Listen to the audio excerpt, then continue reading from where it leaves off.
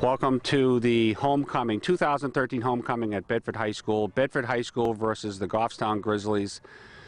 My name is Mike Robinson with the Home Run Pizza pregame report. Bedford comes in at 4-0, 12 consecutive shutout quarters. Goffstown comes in 1-3, lost 2 tight games, and they're here to play what's considered a great rivalry at Bedford. For years, Goffstown and Bedford's gone head-to-head in basketball, baseball, and in football. And I think Goffstown even holds a 2-1 or 3-1 edge in head-to-head competition when they were down in Division 2 and 3. So this should be a great game. We're looking forward to it.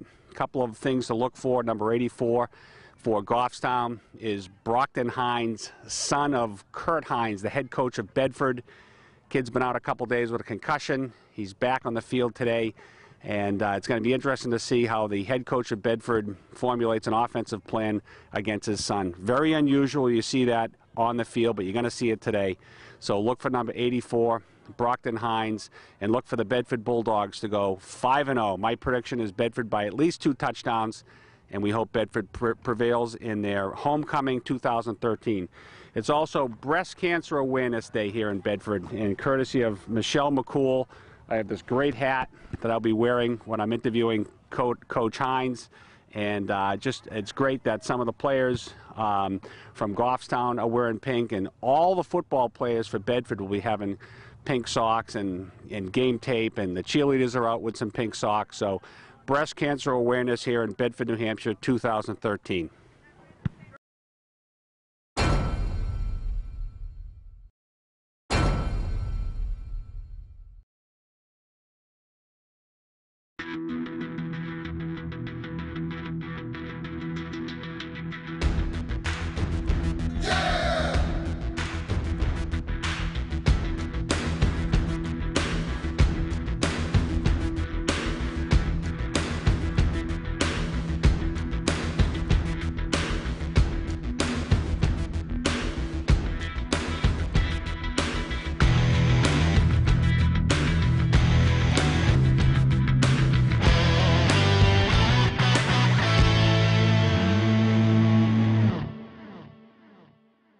I'm here with Coach Hines, Bedford High School, homecoming 2013. Coach, welcome. Thank you. Glad to be here again, as always. 4-0 Bedford. Boy, I love hearing it. Yeah, it's not going to get old. It's just going to keep winning. Talk to me about what's happening today. Injury report. Any key guys injured? No, we're healthy. We're healthy, which is a fantastic thing to be able to say at this point in the season. So we're out healthy and we're ready to go. What can you expect from the Goffstown Grizzlies today? Goffstown's a 1-3 team that should be 3-1. They lost by 1 point to Central. They lost by 2 points to Londonderry, and they put up 34 points against Londonderry. We struggled to put up 19. So they're a very good football team. They always play us tough. So we're expecting a battle. 12 consecutive quarters now. Goose eggs on the defense. Defense wins games. Explain that. Being an offensive coordinator, I don't like that statement. You need all sides of the ball, offense, defense, and special teams. That being said, defense has stepped up real big, and we'd love to go 4 more quarters with more points on the board scored against us. So we're going to see what happens. Interesting week in the Hines household today. You've got a son on the other side, Brockton, injured the first couple games. How's he doing? He's great. He started their second game, got a concussion, missed the last 2. And he's starting on defensive end today, so it's been a tough week at home. Well, a couple of interesting quotes in the paper. I'm game planning against my son, and as coach of Bedford High, to achieve my goal, I have to beat my son. How was dinner time this week? It was quiet. Brockton and I went out just 2 of us for breakfast today. Had a chance to just talk to him and say a prayer with him.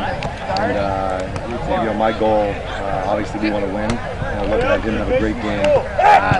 But we understand the stresses we have of playing and coaching against each other. A lot of people play for those stresses. So it's a good thing. Well, it's a very unique thing. I'm not sure I can even remember when a coach coached against his son in recent memory. Do you know of any other situations? I don't. It could have happened. One of the officials today was saying the same thing to me. He's been an official in New Hampshire for 30 years. And he doesn't remember. If it's happened, it's not often. I was talking to your wife, Jill, before the game. Today? Yeah. God bless her. Yeah, she's awesome. Yeah, she's great. Bundle of nerves. Yeah. And my son played football. at the end of the game is when I really started enjoying the game. It was one of those things of just injuries and so forth. But she's a trooper. She's hanging in there. She's phenomenal.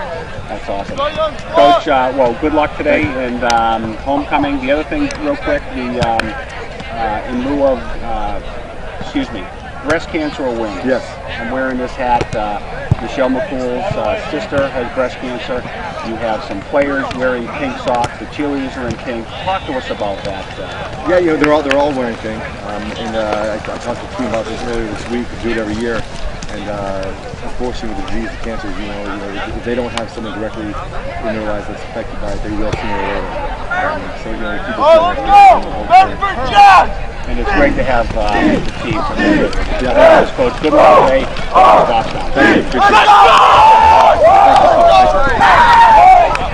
Standing here with Justin Huff, head coach, Goffstown High School. Welcome to the 2013 homecoming game, Coach. Yeah, it should be fun. It should be a great environment. I think a lot of fans. Talk to us about your 1-3 team. You lost a couple heartbreakers by 2 points by Londonderry and 1 by Central. Talk to us. How's the team holding up? Good. We're more concerned with how well they're playing. How hard they're playing, and I got no complaints about that. So sometimes you end up short, 1 play away type of thing. But so the record is what it is. But I think the kids are playing hard and playing well. So we're pleased with that. What do you tell us some of the key players that we're going to expect to see on your team today? We're a young team. We've got a couple of seniors that are good for us. Middle linebacker Ryan Pennard is kind of a stalwart for us, a leader for us. Mitch Couson on defense, so we're playing some defensive end today. He's a key player. And then on offense, Casey Gervais at quarterback, Matt Collins at quarterback and receiver, and then Connor Bork at running back and Paul Texera at receiver. Christian Marquis will play both ways. So. Across the field, you're looking at a guy named Hines, a guy you know very well, 7 years at Sohegan and a year here in Goffstown. Tell me about your relationship with Coach Hines. We're good friends. I have a lot of respect for the way he's built the program here and also the way that he does things. The kids play hard, they play with respect, and I enjoy competing against somebody that gets their team, teaches them in that manner.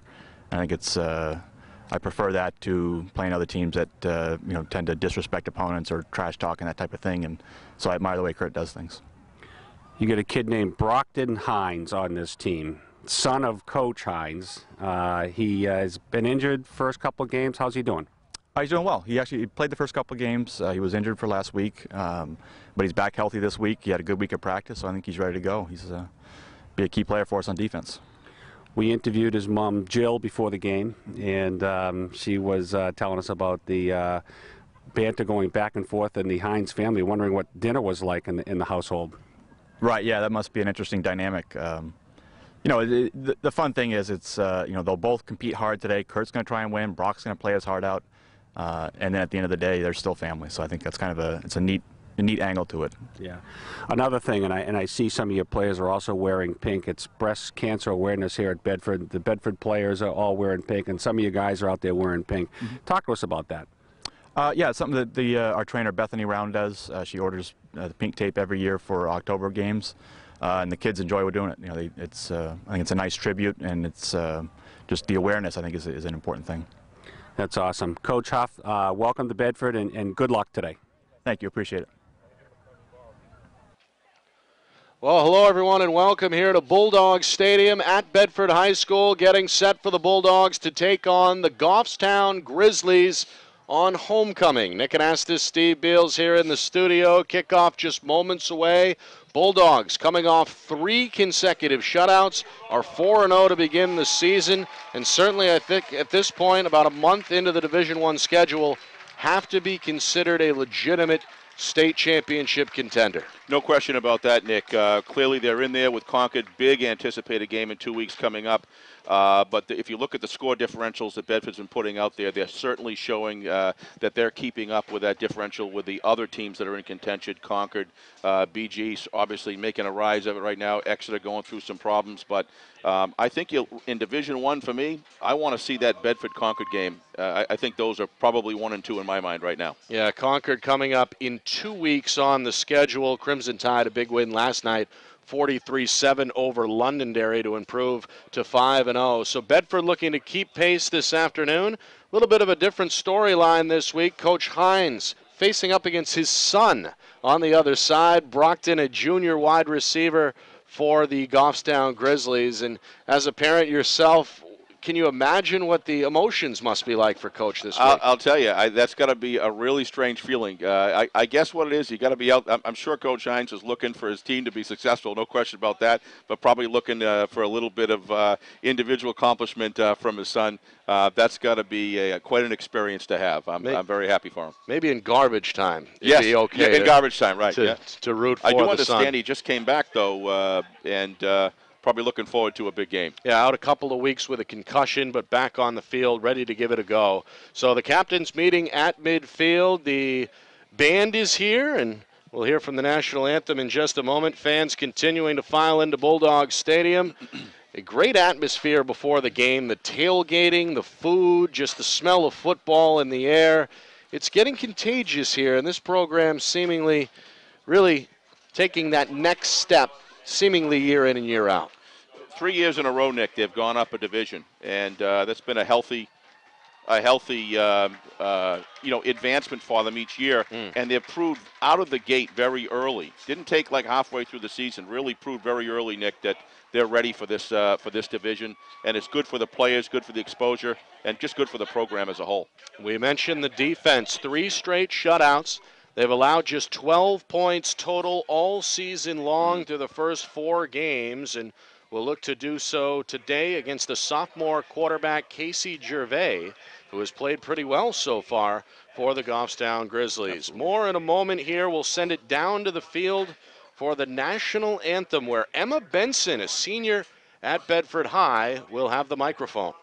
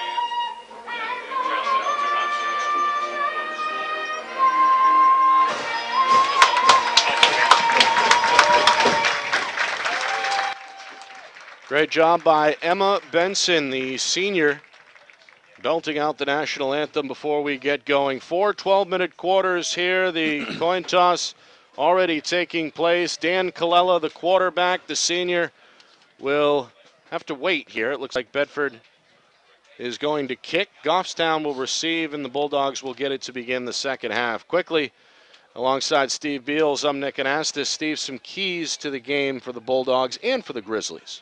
I think Bedford has to avoid turnovers early and just continue with what they've been doing.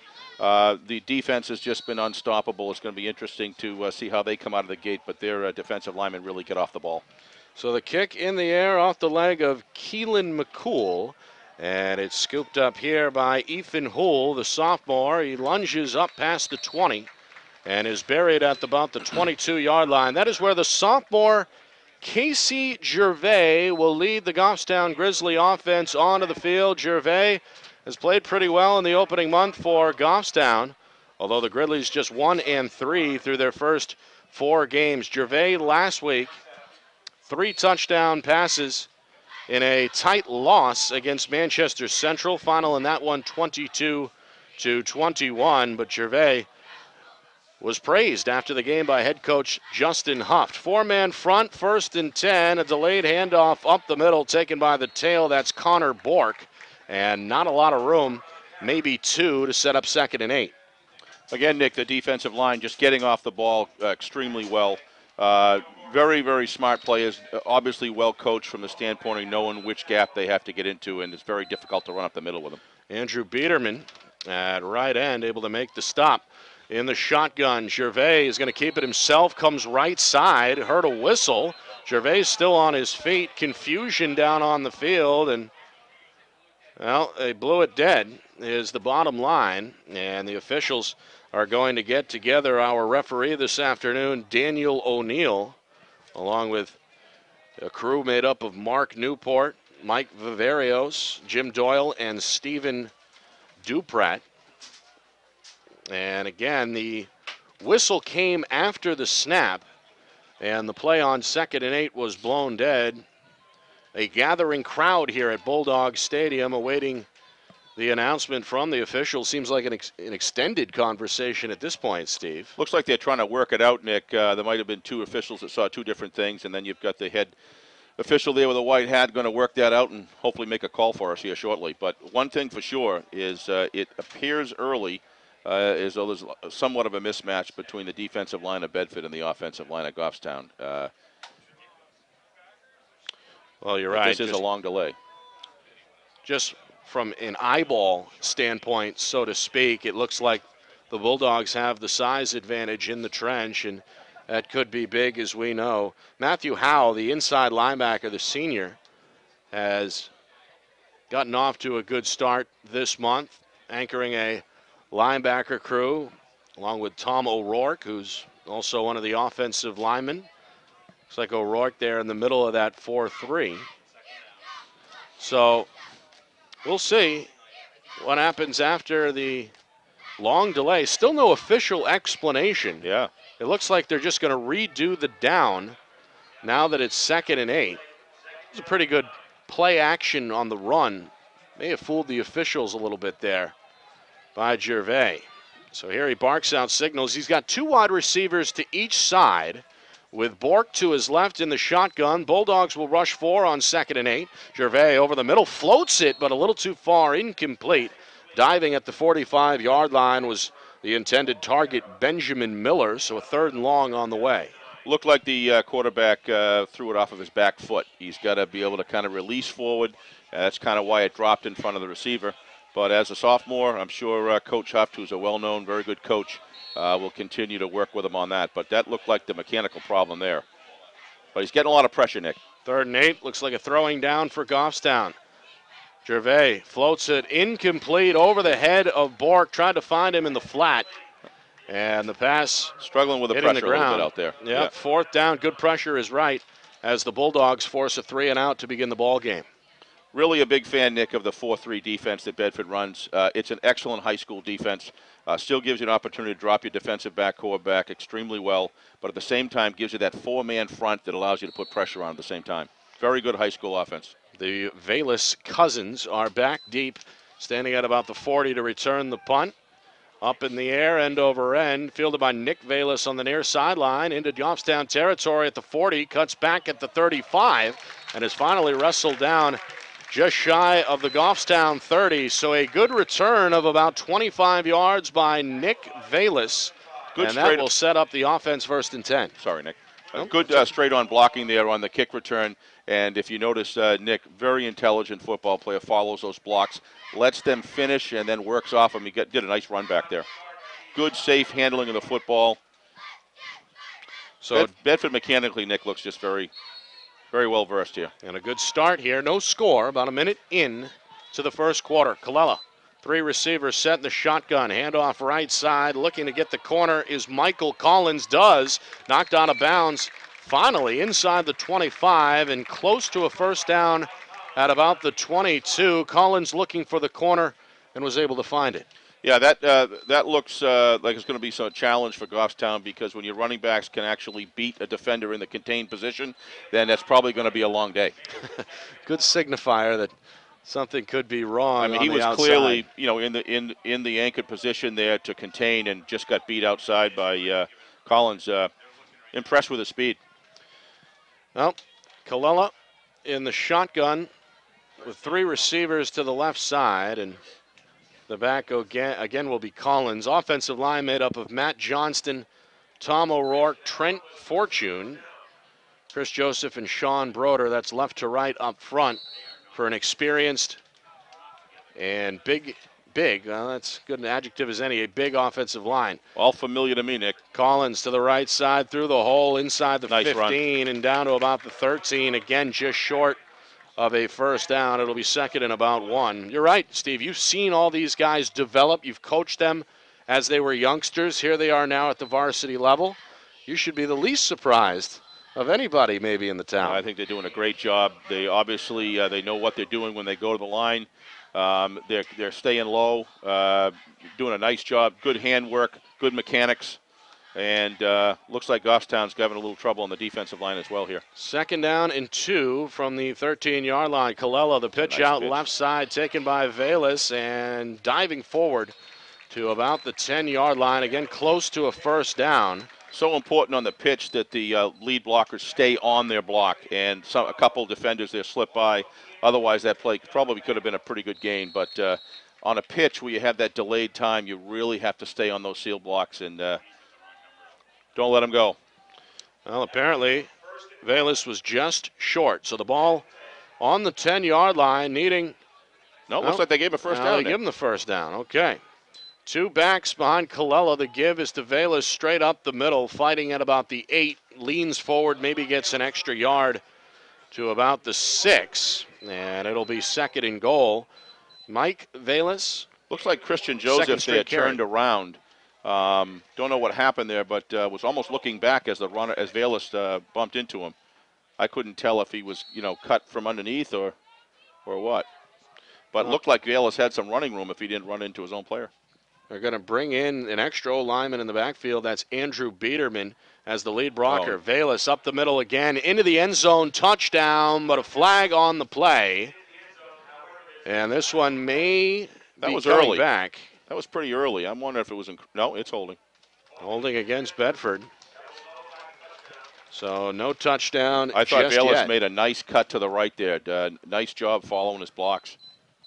Yeah, he did. He saw a little bit of daylight there and took advantage, but the hold will bring the football back to about the 19-yard line.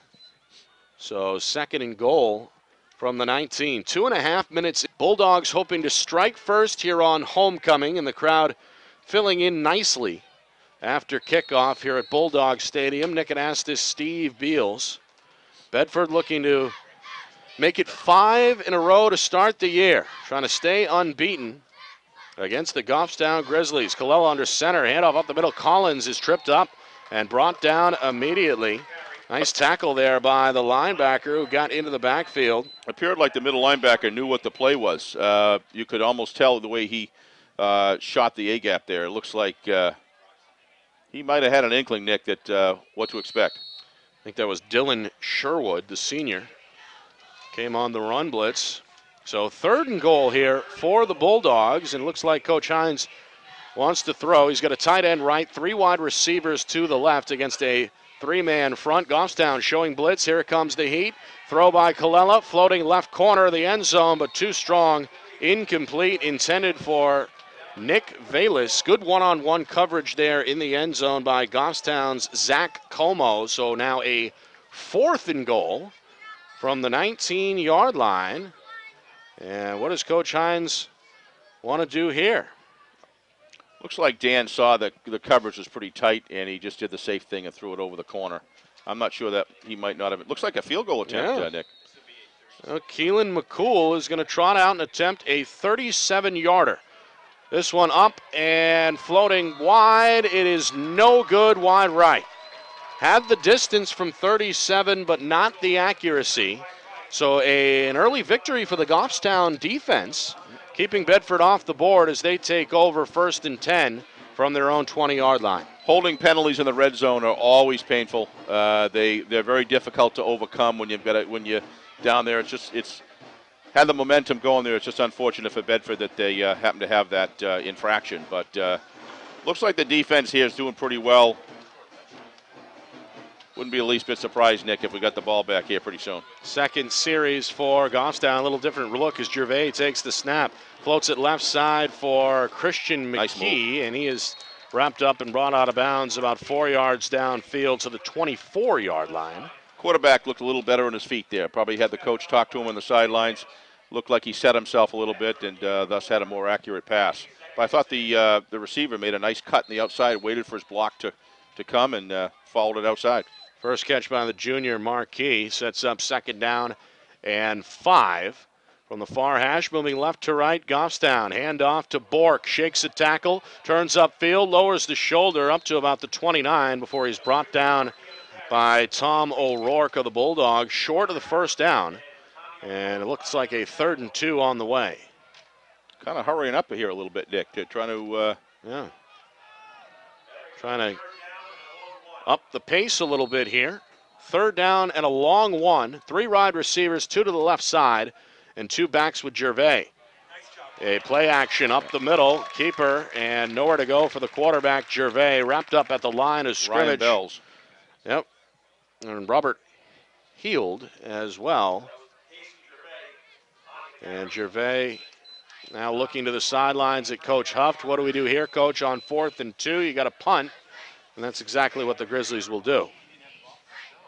Well, good job on the contain, I thought, by Bedford as well, Steve, on the far side. Yeah, Bedford's just, whether it's in the trenches or out of the perimeter or the DBs, they just look faster on the matchups with the offensive Goffstown. Paul Teixeira, the punter, is 2nd of the afternoon. It's a high one. Floating left side, Velas catches it and steps out of bounds on the near sideline at the Bedford 37-yard line. So 2nd drive of the afternoon as the Bulldogs offense looks to put points on the board after coming away empty in the red zone on the 1st trip of the afternoon. Unfortunately, I haven't been able to watch the games. I've had to go to other games of my boys, but having the first opportunity here to see the defense of Bedford, it's no surprise to me why they're doing so well. Yep, 2 very, very disciplined 2 defense. stops, not a lot of 1st down. But just disciplined angles of attack. They're well-oiled. Well, the results speak for themselves. Again, they've allowed 12 total points through 4 games. This one in and out of the hands of Velas on 1st down. Tried to set up the wide receiver screen to the strong side of the field, and Velas just took his eye off the football, 2nd and 10. Nick Velas, a guy we hear his name a lot, had 3 touchdowns in a 61-0 Week 2 blowout over Manchester West. 2 of those were in special teams, trying to get him involved. His cousin Mike, 2 carries on the 1st drive earlier.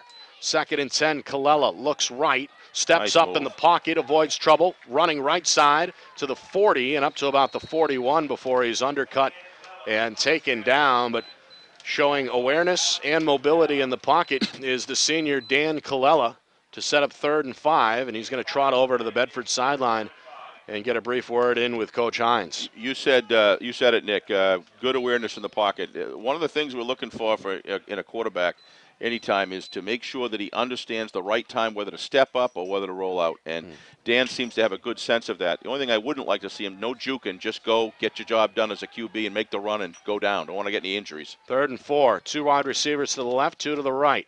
Colella back to throw over the middle, and that one is dropped by Mike Velas. Unfortunate for Bedford, that one had some yardage available if they were able to come down with it. You were talking about Nick Velas, both Nick and about in the West game, Nick, but they do it in the big games too. That's the beauty. These guys post up serious numbers, whether it's no matter what the competition is. And I saw them in the BG game last year. That was pretty impressive. Punt time, and onto the field.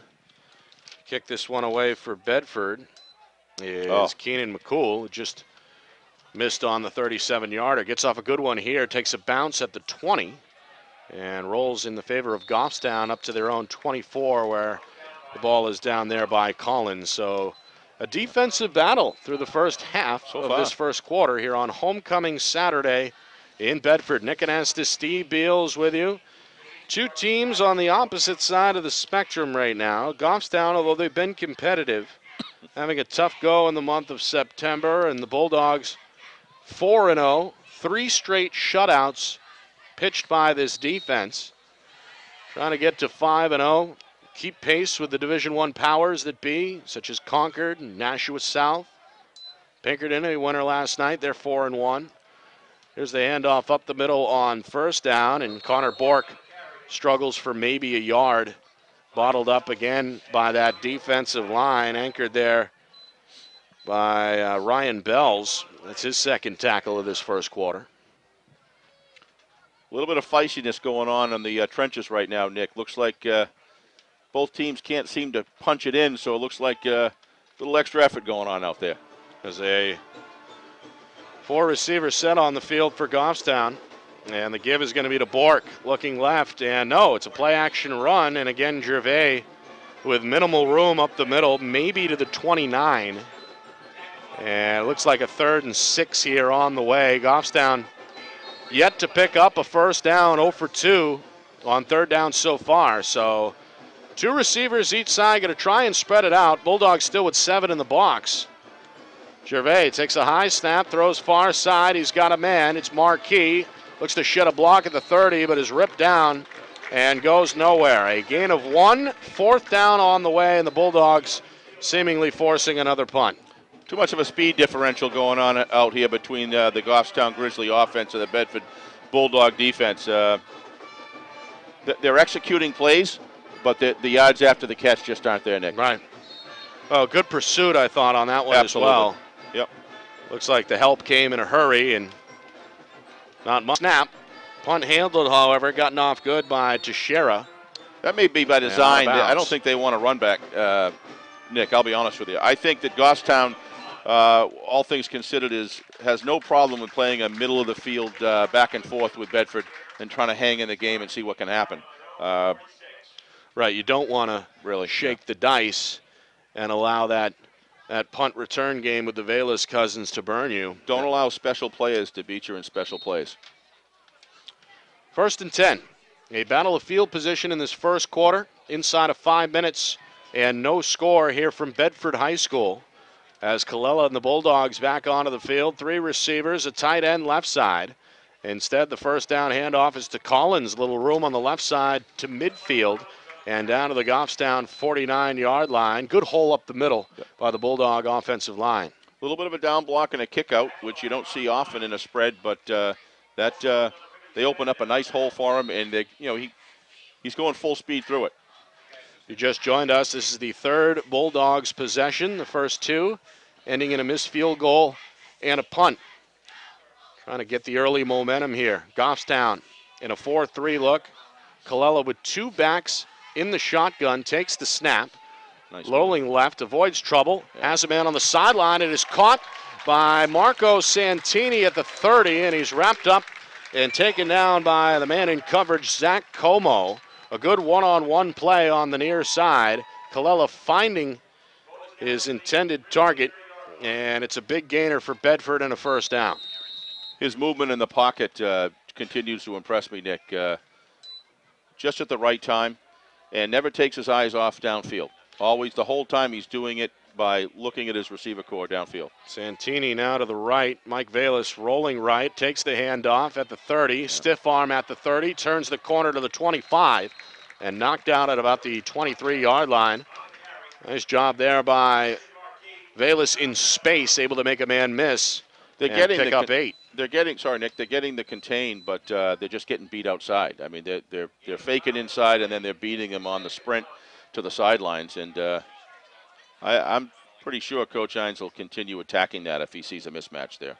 First down turns into 2nd and 2 after the long gain on the outside. Again, it's Santini to the right side with Mike Velas in the slot left. Lined up wide left is Nate Yager. Out of the shotgun, Colella hands off. Nope, fake, but nowhere to go as he's wrapped up by Sam Sheeran. The junior able to get the edge, and that's a big 2nd down play. It sets up now 3rd and long. Looks like 3rd and officially 7 on the way. Pretty good read there. Yeah, you talked about contain a moment ago and how Goffstown needed to do a better job at it. Well, that time pretty good by the Grizzlies. Looked like a nice fake handoff. Pretty elusive, but Sheeran, the safety, came up exactly in a hurry. All right, so here we go. Bedford facing a 3rd down and 6 officially. Double tight end set, 3 wide receivers. Takes the snap straight up the middle. Colella with room has a first down inside the 15 and is wrestled down at about the 11-yard line. Good run there by the athletic quarterback, Danny Colella, to set up a first down. Clearly by design that Danny is supposed to read and then go. And he had the blocks and really liked the way Danny moved through the line. Very, very, very protecting the ball all the way, had it tucked well. It's those mechanics, Nick. Yep. Second down, or rather second trip here in the first quarter into the red zone by the Bulldogs. They had a penalty that negated a touchdown, then they missed a 37-yard field goal. It'll be first down and 10 from the 11-yard line. Now again, a whistle on the field will momentarily stop the clock with 2:25 remaining in this first quarter. Brought Biederman back to fullback on the play. Yep, we've seen him at fullback. He is a big guy. Seen him at fullback on 2 snaps on that first drive. Yep. You mentioned his size listed at 6'2", 250. That'll get it done. Certainly will. Again, this Bulldog offense really had to adjust a little bit in the absence of some of the seniors at the skill spots last year. Of course, James Kepperell, the quarterback, Dylan York at tail, but it's basically spread it out and somehow get the football into your better players' hands. They try to do that here with Mike Valis, but nowhere to go. A good one-on-one tackle there by Ian Ruthier, sophomore. Stops him for a 1-yard loss. Initially, if the defensive line of Goffstown was trying to beat Bedford by shooting the gaps, if you look at it right now, what they're doing is they're straddling the line and they're just getting separation, Nick. And they're kind of holding and staying in their post and letting the read come through. And it's a pretty good adjustment. Biederman, the big defensive lineman, in at the tailback spot. They fake the handoff. Colella runs left, looking for the corner at the 10, has it at the 5, dives towards the goal line, and is knocked out of bounds just shy of the end zone. Gets it down to about the 1. That is close to a first down. Meanwhile, a flag is on the field on the far side, right around the 9-yard line, close to the line of scrimmage. Again, a Bedford holding penalty negated what would have been an opening drive touchdown by the Bulldogs. And this one, if it's against Bedford, would negate another big run and negate possibly a first down. Meanwhile, the Bedford line signifying that it's against Goffstown. Left tackle Mac Johnston was saying, let's decline it. Meanwhile, the officials are going to pick it up, so no flag. And I believe it should be first and goal.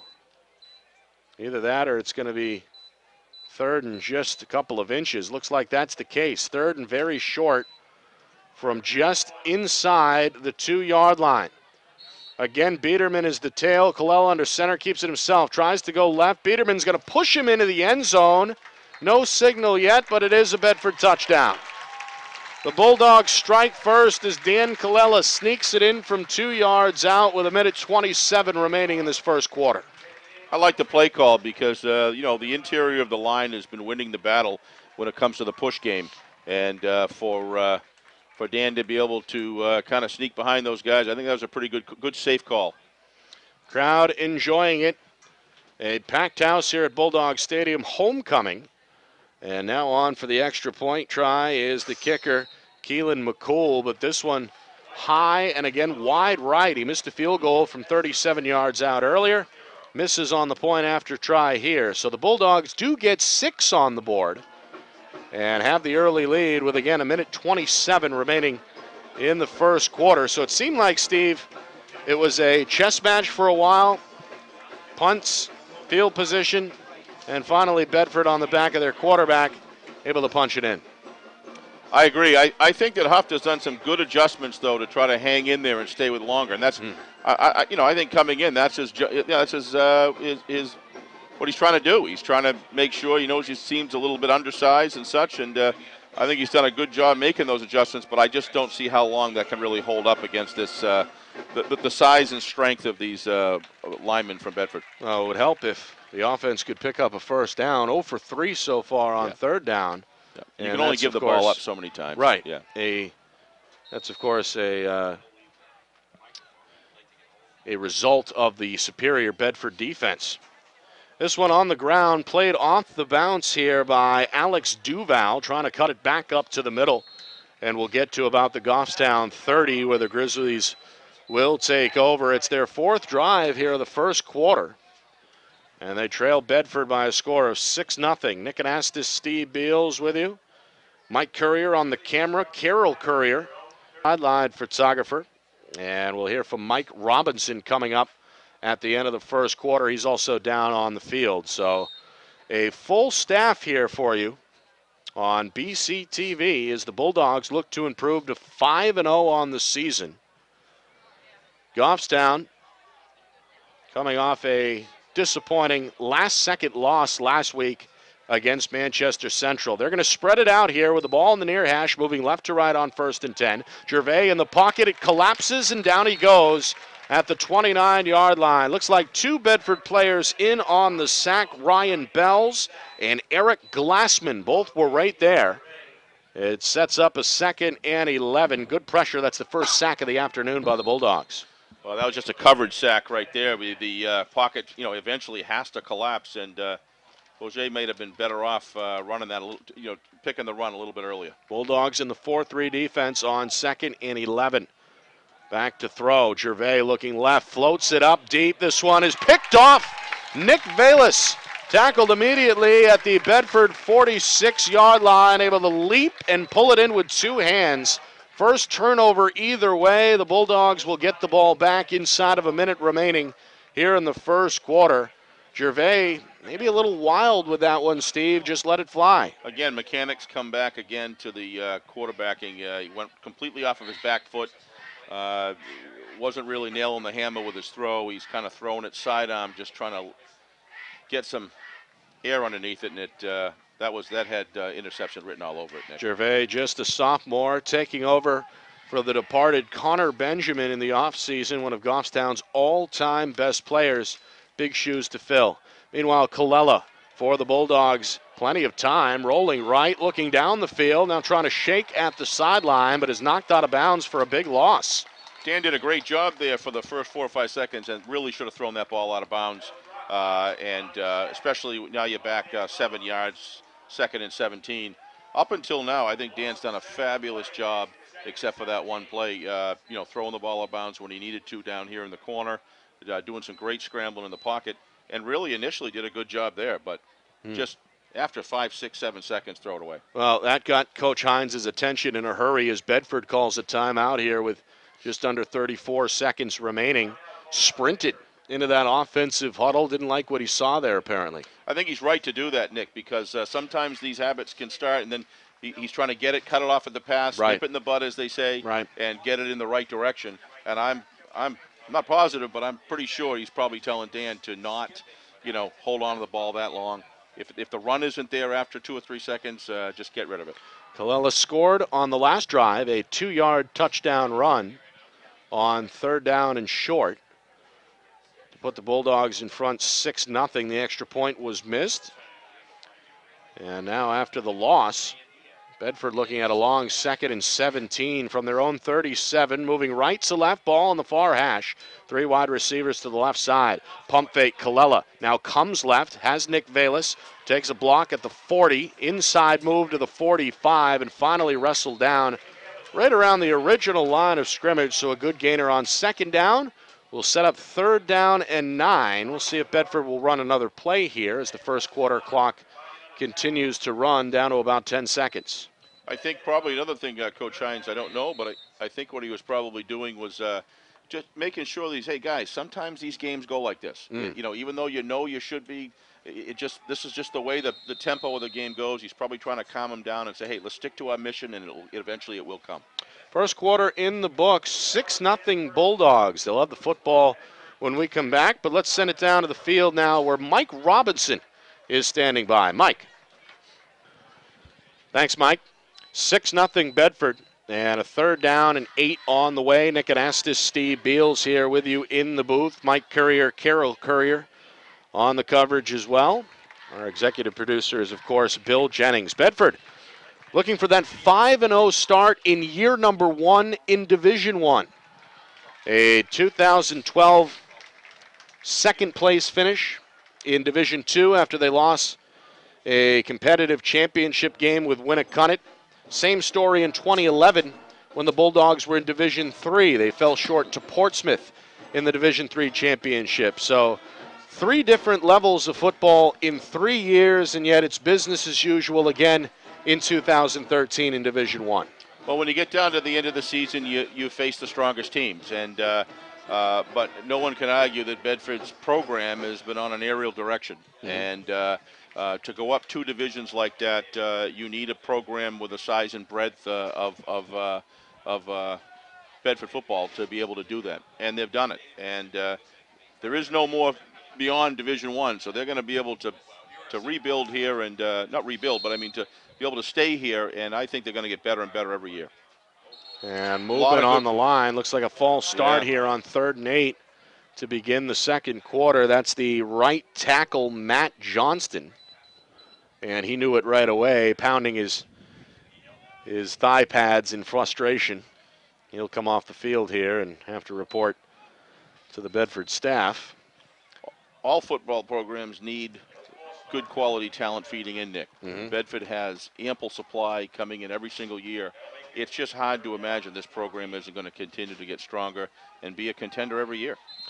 And of course, that's partly because of some of the efforts you put in the past, creating the Bedford Junior Bulldogs to go alongside the Bedford Jaguars. So there's plenty of football players, plenty of good coaches as well.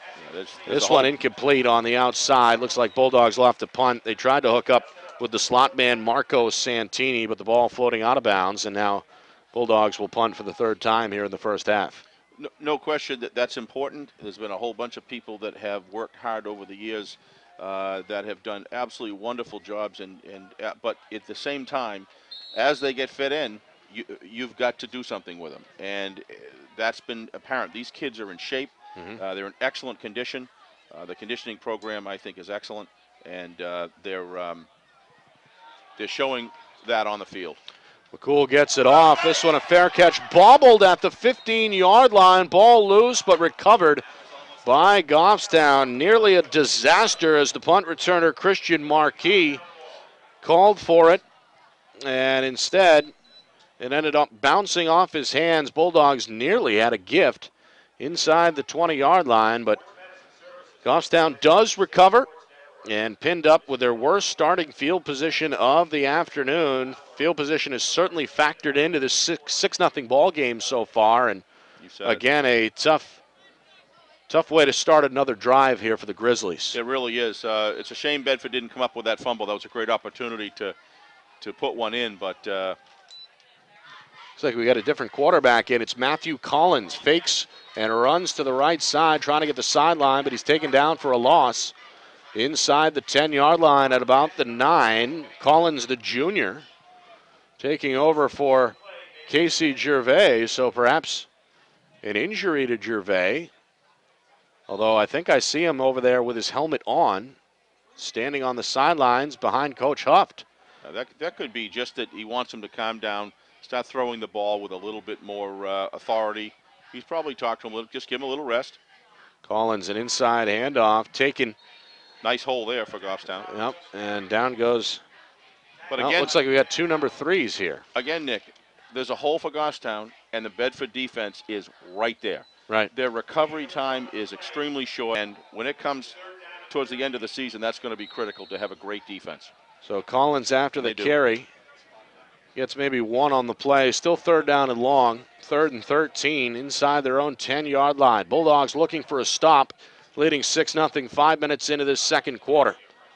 Back to throw, rolling right. Collins around the corner. Now throws, has a man. It's complete on the far side. And up past the 1st down marker to about the 28-yard line goes the wide receiver. That's Paul Teixeira, who is doing part-time punt work as well. He's had more punt reps maybe than catches so far, but certainly a big catch there on 3rd and 13. And a nice roll and throw as well, Nick.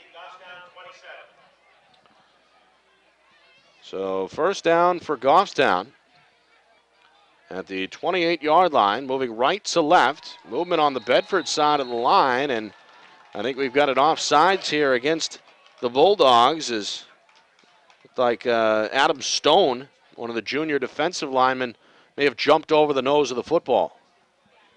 And that is the case. So 5-yard penalty against the Bulldogs. Yeah, Bedford had them pinned here down inside the 10-yard line. And Goffstown slowly but consistently working their way out into some better field position. Third penalty against Bedford in this first half. First down and 5. Handoff up the middle, but wrapped up immediately was the tailback, Connor Bork, trying to find a seam between the center and guard on the right side there, but nothing doing. Good stop. Thomas O'Rourke, I think. Yep, Tom O'Rourke able to come up. One thing you want to see your linebackers do, Nick, is come up on the ball. And looks like O'Rourke read that well and reacted very quickly. You like to see that in a middle linebacker. Shotgun snap, again a fake handoff, quarterback keeper, and he's going to be driven backwards. Big stick as Colin Cashin, the linebacker, saw it the whole time and made a nice one-on-one form tackle for a big loss. The whole time, Colin had a nice contain route going. In other words, he had outside containment. He forced the runner inside, and that's number one, and then makes a great form tackle after that. So Very third down and 8 following the 3-yard loss. And again, it's Matt Collins leading the offense with 3 receivers to the left side, 1 to the far side right.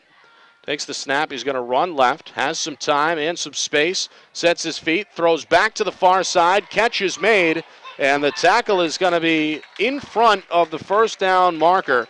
Receiver Ethan Houle pulled it in, may have had the first down initially, but ran backwards untouched a yard or two. And not getting a very good spot at all for Goffstown.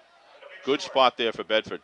Yeah, they're going to put it right at the Goffstown 35-yard line, and that's a good 2 yards away from the first down marker. So 4th and 2, inside of 9 minutes remaining. Bedford's going to get the ball back here, leading 6-0. They send the Velas Cousins back to return the kick at about their own 30. Snap is high, the punt is away, and this one again sailing out of bounds seemingly intentionally, and they're going to mark it out at the 40. So the Bedford Bulldogs take over with good field position again at their own 40, moving left to right, trying to build on a 6-0 lead. I think in that last play, Nick, on that the wide pass to the right, the reason they didn't give him a better spot was because he committed back. He was trying to continue the run. I'm not sure if he was aware where he was. If he had fallen back and tried to drive his legs, he might have been able to get that. But that's a good stop for Bedford. They started to put together some first downs, and now here comes shut it down. Nate Jagger on the outside. Kalel on first down is going to pitch behind Mike Velas. Ball loose at the 35, but Velas able to dive on it. And the pitch that time off target by Kalel, threw it behind Velas. And, well, we've seen the Bulldogs have success with the option pitch, but not on that play. Generally speaking, Nick, on an outside pitch, you want to have one commitment, one choice. That's it. You either do it and go, or you don't. Don't do it, go, and then try to hit it a second time. There's just too much time's elapsed, and only bad things can happen. 2nd and 15. Handoff left side. Some running room for the tailback. That's Aaron Pallas, and he's up close to a first down. Finally brought down just shy of midfield at the Bedford 49-yard line. So it looks like a 3rd and 1 on the way. A gain of 14 by Pallas. Fresh off the SAT test. Took that this morning. Arrived late to the game, but certainly didn't need enough time, or a lot of time rather, to get loose. Aaron has been doing that, trust me, for many, many years. He's a good running back, and he always attacks the line hard. Well, he's in the backfield along with Mike Velas. Velas will get the carry straight up the middle, and he's going to carry 2 Goffstown defenders into their own territory. Finally dragged down at the 45-yard line. Plenty of room, and another first down for Bedford as we approach the 7-minute mark in this first half. I really like that play call. They faked it. Aaron has a strong run. The next play they call, they fake it to Aaron, then send him through as a lead block. I really like that play call, Nick. First down and 10. Bulldogs seemingly getting warm here on offense. Again, Pallas is the tail. Under center, it's a keeper, Colella. Going to be dragged down from behind, but able to fight for a couple of tough yards. Gain of 3, just shy of the Goffstown 40. Good, safe running drive. Yeah, looks like Coach Hines is content right now with just running the football until Goffstown proves they can stop it. Or setting up, looking ahead and setting up a play-action pass. Get those DBs to start coming up and making that, avoiding their read steps, starting attacking the ball, and you'll get somebody deep.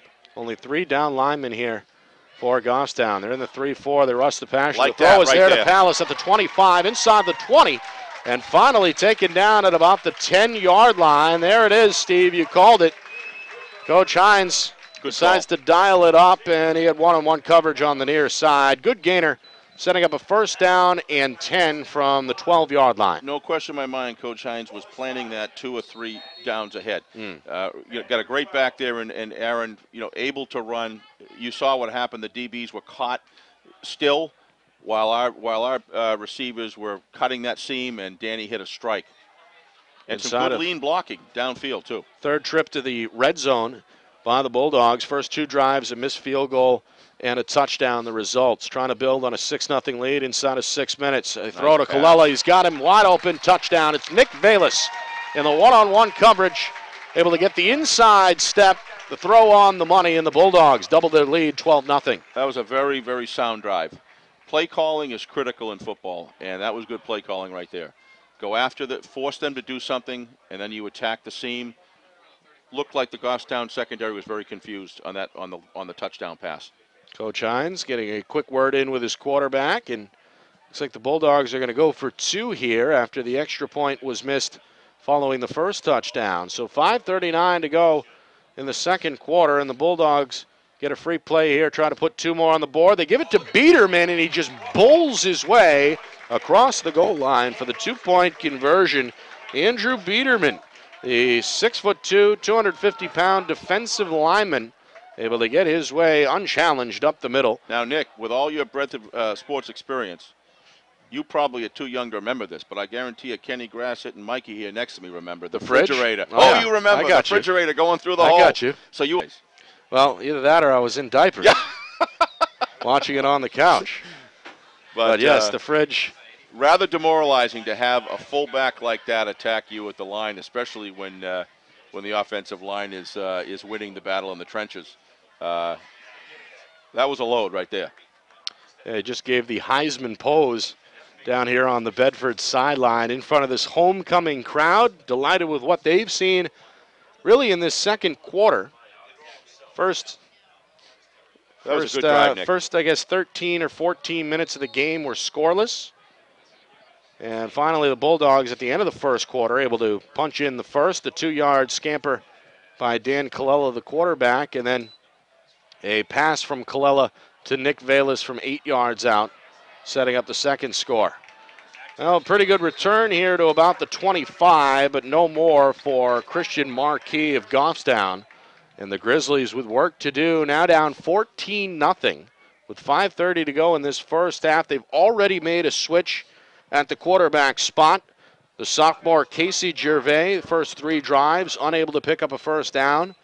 They make the switch. The junior off the bench, Matthew Collins, for a series a moment ago. He picked up a first down, but I suppose the end result was the same. And we'll see as Gervais looks like is going to come back onto the field along with Collins.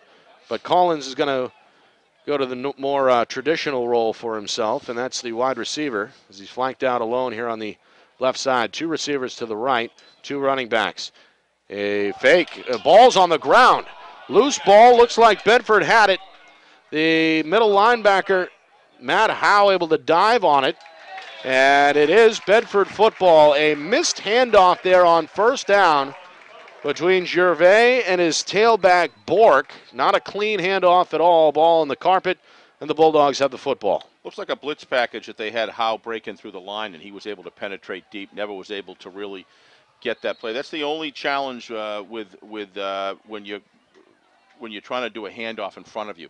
If you do get penetration, the defense is right there and can cause a fumble, as opposed to when you turn and hand off the ball in a conventional offense. but there's other things, other benefits to having it. So 3 receivers set on first down. The give to Collins, plenty of room, and he's going to score. Untouched, found a hole on the left side of the line, and he's in the end zone, and Bedford quickly building up a 20-0 lead. Dan Colella's fake was extremely sound, and I was watching the DBs as he made that fake. You could clearly see that they all stood still and were trying to get the read. And that's what Dan's supposed to do, is sell the fake. He did a great job there. Sign of a quarterback that knows what he's doing. Good job. Collins showing some explosiveness through the hole as well. The extra point this time up and good, as Keenan McCool makes it 21-0. 5:16 to go, and boy, it turned lopsided in a hurry. It seemed like 6-0, and next thing you know, it's 21-0 as the Bulldogs have forced 2 turnovers. Had an interception by Nick Velas earlier, then the fumble in the backfield a moment ago. 2 rushing touchdowns in this first half, 1 through the air. And Bedford right on schedule here at this point, looking to go 5-0 against the Goffstown Grizzlies. It's 21-0. By the way, the next opponent on the schedule, Manchester Memorial. They were hit hard by Pinkerton last night, losing 61-21. And then, of course, the big battle anticipated in 2 weeks between the Bulldogs and Concord. The Crimson Tide also unbeaten at 5-0. I think a key turnaround, Nick, in this game was when the coaching staff called the timeout. Bedford was getting a little frustrated. You could tell the offense get a little frustrated. Things weren't cashing in for them, had some tough penalties, maybe trying to force it just a little bit. And the coaching staff called a timeout, calmed them down. Hey, let's just play our game. It's going to happen, and that's exactly what's happened here. So those are critical things during a game, decisions during a game, and I thought that was done well. Well, the defense working on the shutout streak, coming in after 3 consecutive goose eggs and victories over West, Londonderry, and Salem. Here's Gervais off the back foot, hit him in the hands, and the ball is dropped, and then the receiver got popped. As took a pretty stiff shoulder there from the safety, Colin Cashin. Incomplete. Matthew Collins pulled up a little short there. Did have 2 hands on the football. That's a great pass. That's if you looked at there, that he really fired. He nailed the hammer there, and ball really should have been caught. 3 wide receivers now on the field on second down. Goffstown trying to get something going, trailing 21-0. Gervais takes the snap, looking, throws to the flat near side, caught by Bork, turns upfield, tackled from behind at the 26. Too much of a defensive speed advantage here, Nick. You just see it play after play after play, where any time that Goffstown executes Bedford, you can count a half a second they're on the ball. There's just no yards after the catch or yards after the handoff. Good tackling, good speed shown by the defense, as not a whole lot there on second down, maybe a yard, so 3rd and 19. Meanwhile, penalty is declined here by the Bulldogs. Looked like something was going to be called against the Goffstown Grizzlies, but not the case. So 3rd down, and officially, I guess, 11. 4 receivers, 3 to the right side, as Gervais looks to move the Goffstown offense right to left. Back at his own 20, and the shotgun steps up, throws long down the middle of the field, and it's dropped again. This kid's got a future. He's, when his mechanics are right, Nick, the quarterback, Gervais, that was a nice pass right there. Ian Ruthier had the step over the top of the defense, and you're right, it was right on target. Second drop of the drive by Goffstown, and out here was a catchable pass. Yep. That was possibly a touchdown or down inside the 20-yard line. Both of those were clearly catchable balls. But Gervais got it. It's just fine-tuning. 4th down, and the punt team is on. Punt taken high, off the leg of Teixeira. And again, out of bounds, this time on the near sideline at the Bedford 45-yard line. So battle of field position, battle of turnovers, all favoring the Bulldogs. The score certainly showing that at 21-0. Yeah, I think that I think that it's just going to continue. Well, 1st and 10. And again, Bulldogs have run the ball very well in this first half. And we'll probably look to work some clock here with 4:29 to go until halftime. Back to 4 wide. 4 wide receivers. They're going to throw. Left side has Velas. Mike Velas cuts up the field. The midfield lost the ball.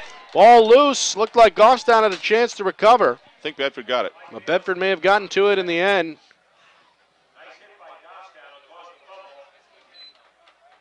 A good tackle made there by Goffstown's Mitchell Cusson.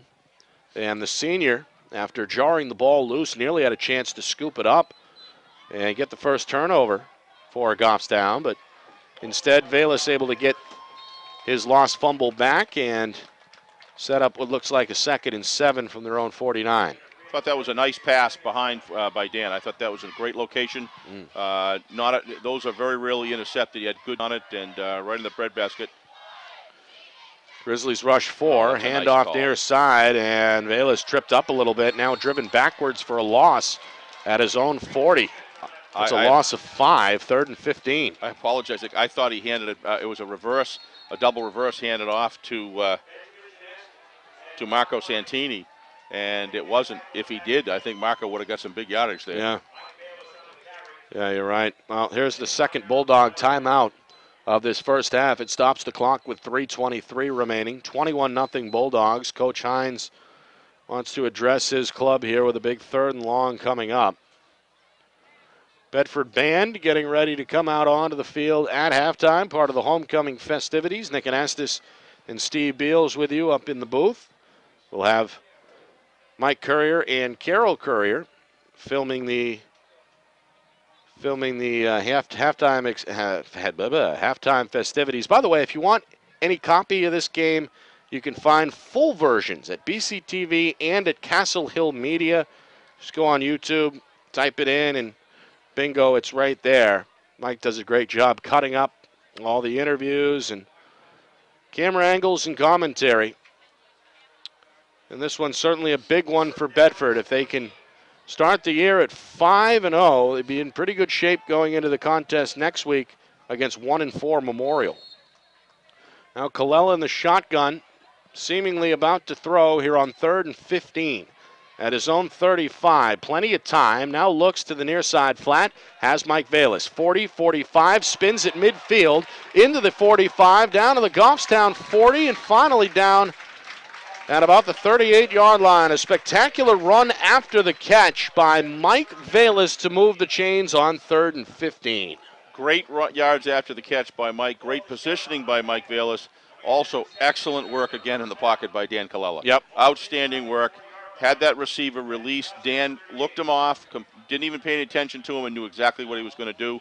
But again, those small steps in the pocket, which gives yourself the positioning to make the pass, is so critical. First down at the Goffstown 41-yard line, and straight ahead on the first down carry goes Palace. Clock moving inside of 3 minutes to play until halftime. A packed crowd here at Bulldog Stadium. Bedford looking for another score, already leading 21-0.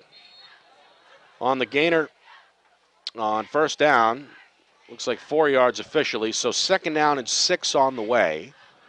2 wide receivers to each side.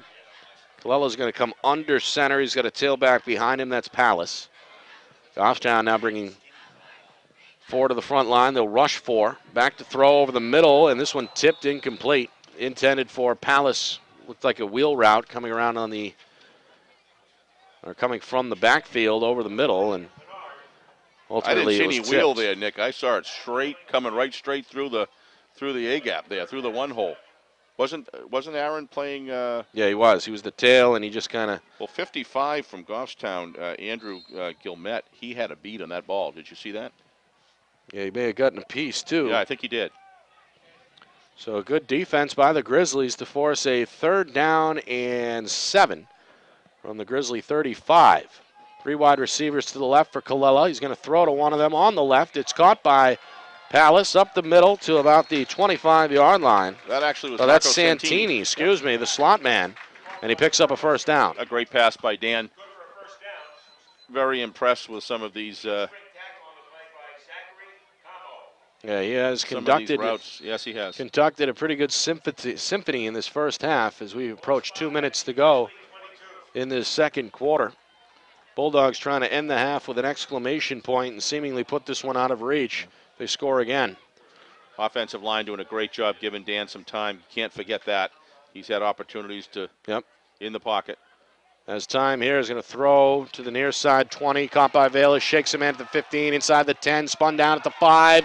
Deep dives for the goal line and is short of that near pylon. Thought he reached out and maybe got a piece of that orange pylon, but they're going to say he was out of bounds before that, so it sets up a 1st and goal from the 1. Didn't look that way from here, Nick.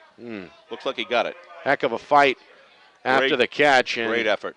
as evidenced as he trots to the sideline with a shoulder pad sticking out of his jersey. He really broke the ankles there of that defensive back as he cut back inside. Did a really good job.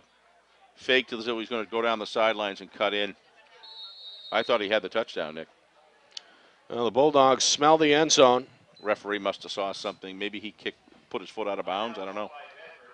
I'm going to call their 3rd and final timeout as the Bulldogs stop the clock with 1:38 remaining. Ball is inside the 1-yard line. In fact, the nose of the football just outside the goal line. I'm wondering if they're going to bring Biederman in for another refrigerator play. Yeah, we saw the big defensive lineman convert on the 2-point conversion attempt following the 2nd touchdown. By the way, if you're just joining us, first quarter got off to a slow start. Bedford finally able to break through following a 2-yard scamper by the quarterback, Dan Colella. Bulldog defense then forced a Casey Gervais interception. And there he is. Yep. They're going to bring in Biederman here, trying to find the end zone here for the 4th time in this first half. Instead, it's a keeper, and Colella is about a yard deep in the end zone, waiting the sign. There it is. Touchdown, Bedford. It's 27-0 here with 1:33 remaining. 2nd touchdown run of the afternoon for Colella. He's also had 1 touchdown pass to Nick Velas. So it's 27-0. Extra point attempt on the way as the kicker, Keelan McCool, puts this one up and good. Cool 2 for 3 on extra point attempts. He missed a 37-yarder in the first quarter, but seemingly has rectified those problems. 28-0 Bedford with a nice cushion. 93 seconds to go until the half. The game wasn't going the way they wanted, Nick, in the first half, but I think the key here was Bedford was patient. And I think that they knew all of the, where the game was going, and they just kept on doing the right things. And they can score some points fast. Yeah, we knew that coming in. And, this group may be a little bit more balanced even than last year. They've done it primarily today on the ground, really the run first to set up the pass. I know that was certainly an element of last year, the last couple of years under James Caparell, but it just seems like they're a little bit more run heavy and thus a little bit more balanced this year under Colella. There's a squib kick and a nice tackle made at about the 37-yard line. Tackle made by Nick Cody, one of the sophomore special teamers. So Goffstown, that may be, Steve, their best starting field position of the day. It looks like it is. Their own 37, nothing to write home about, but in comparison to inside the 10 where they started earlier, they got a little bit more breathing room here. Still some time. They got all 3 timeouts here, but they have had a hard time moving the football. I believe they only have 1 first down in this first half, 2 turnovers. Maybe 2 at the most, but I think that for Goffstown's standpoint, going out of the first half with a goose egg and nothing to show for it, it's going to be difficult for them to overcome that in the second half. They're going to go back to here at quarterback. The junior is going to throw on first down. It's incomplete, looking over the middle. Intended target there was Sam Sheeran at midfield. Good coverage by Nick Velas, came up from the safety spot to defend the play. I don't know about you, Nick, but I look at Gervais and there's been some mistakes and stuff like that, and he's a sophomore, young fella, but I do see potential there as a quarterback. He's got a when his mechanics are accurate and he makes a good decision, he can fire the ball. Yeah, he's got good arm strength and good size, and it's pretty good in a 16-year-old, I'd say. I would agree. Collins going to step up here in trouble, and he's dropped for a loss. Tackle made by Eric Glassman, who has played a good first half along the D-line for the Bulldogs. Nice job. He took his outside contain. Obviously wants to turn the run in, and excellent acceleration as soon as he saw the play. Excellent acceleration to the ball. So one of the things defensively I see with so many players here from Bedford is how fast they attack the ball once they make their read. 2-yard loss, 3rd down and 12, inside of a minute remaining. 28-0 Bedford, looking for a stop. Meanwhile, Collins taking his time. He's got 3 receivers to the right, 1 to the left, with Bork to his left in the backfield. Bulldogs rush 4, looking to throw. Ball in the air to the right sideline. A leaping grab is made, and rolling out of bounds to stop the clock at the 45-yard line is the wide receiver, Justin Warner. A great leaping grab, able to time that one, pulls it in for a first down. Bedford playing a little bit preventative there. Might have given a little bit too much off the receiver, and you got to be careful. They get down in scoring position here with only 33 seconds left. So 1st and 10. Back to throw. Collins floats it over the top for Bork. Had to wait for it, but now has a little bit of room on the 40 to about the 39-yard line. Little bit of a mistake there by the receiver. He really should have been attacking the outside to try to get outside and stop the clock. Yep. Nothing to gain there by turning upfield. Everything to lose as far as the clock management is concerned. They do have some timeouts. They'll use their first. But wouldn't have had to because he could have got another 5 yards and run out of bounds. Right. Just those little things in a drive in the closing half. Stops the clock with 25 seconds remaining. And again, this is Goffstown's probably best looking drive of the afternoon. Certainly the deepest they've been. Bulldogs led 6-0 after 1. Nick, that's about as big a cheerleading squad at a high school level that I think I've ever seen. Yes, I would say that as well. That's an impressive gathering. Sure is. For the cheerleaders here, going all out on homecoming. Yeah. And why not here on a beautiful Saturday afternoon? If the sun was shining, those pom-poms or whatever they call those things there would really be making some reflection. We would have a tough time here. Yeah. Very distracting. Meanwhile, 2nd down and 5. Play resuming with Collins throwing to the far side. He's got Teixeira, and he's out of bounds at about the 25-yard line. Stops the clock with just under 21 seconds remaining. Understanding the Bedford cheer squad has had quite a few accolades as far as their successes over the past few years in competitions. And with seeing the amount of young ladies that are out there, it speaks well for that program. Back to throw, right side. Collins in double coverage, looking for Teixeira. It's incomplete, but now a flag flies in late. Looked like Teixeira was yanked down. Yeah, it looked like interference to me, too. Looked like he got maybe the collar grabbed there as he went up for the pass. And what caused that was an excellent pass by the, probably not the best decision to make that pass with double coverage, but it was an excellent pass. It threaded the seam, and it did appear as though his shirt was tugged before he was able to. I don't know what you saw, but that's what I saw. 4th penalty against the Bulldogs here in the first half. Interestingly enough, it was the back judge that made the call. It wasn't the referee on the play. Maybe he was screened out. I don't know. Nate Jagger, the guilty party. The defensive back, the senior, having a word with Coach Hines on the sideline. Still 2 timeouts left for Goffstown with 16 seconds now. Yep. So that opens up really all areas of the field, having the luxury of those timeouts. So Coach Stank firing up his defense. He really wants them to make this stand. Yep, and he's right to do so because you're going to be in these situations again, and you want to stand firm. Again, they have not allowed a point since opening night. Oh, he's outside the Rolling pocket. left. Collins, plenty of room. Now throws middle. Picked off by Valis at the goal line. Up to the 5, to the 10, near sideline of the 15, and finally ridden out of bounds, tackled out of bounds. But he stepped out back at the 26-yard line. So Nick Valis keeps the shutout streak alive with just under 4 seconds remaining in this first half. Very, very poor decision to make that pass. There was nobody open. Could have probably got down, I would guess, around the 7 or 8 yard line if he had run out of bounds, and could have had certainly one, probably two shots to the end zone. Not a good decision by the Goffstown quarterback. Instead, it's the third turnover of this first half by the Grizzlies. But again, Bedford defenders, when it comes down inside the red zone, great defenses know how to hold that stand, and that's what they do.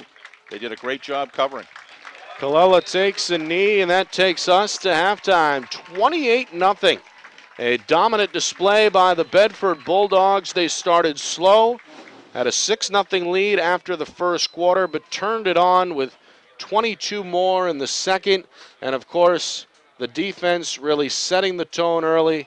Still have yet another shutout intact here in week number 5. Yeah, I'd like to see the offense continue to put some of those drives together between the play calling and the execution that they did 2 touchdowns ago. I thought that was a really impressive drive, and the defense just works with so much pride for Bedford. You can see they have a lot of pride. They don't want to let any points in the end zone, and I believe that was the second red zone stand.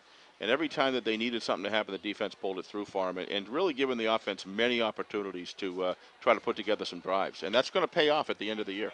Offensively, quarterback Dan Colella, 2 rushing touchdowns, 1 throwing touchdown, and the Bulldogs offense seemingly to find their rhythm in the second quarter. So it's 28-0 here on homecoming. We'll step aside. We'll bring you down to the field with a... Okay, here we are, halftime. Bedford High School holding a 28-0 lead over crosstown rival Goffstown. It actually should be a 35-0 lead.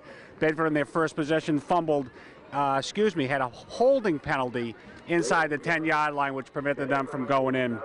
28-0 halftime lead. Colella, 2 rushing TDs. Valis with a nice catch for a pass for a TD, and Collins on a 23-yard run for a TD. Goffstown on the other side had 8 possessions, 5 punts, 2 interceptions, 1 fumble. Right at the end, they were going into the, at halftime, they were going in, they got picked off. Bedford stopped them from scoring. 28-0 halftime.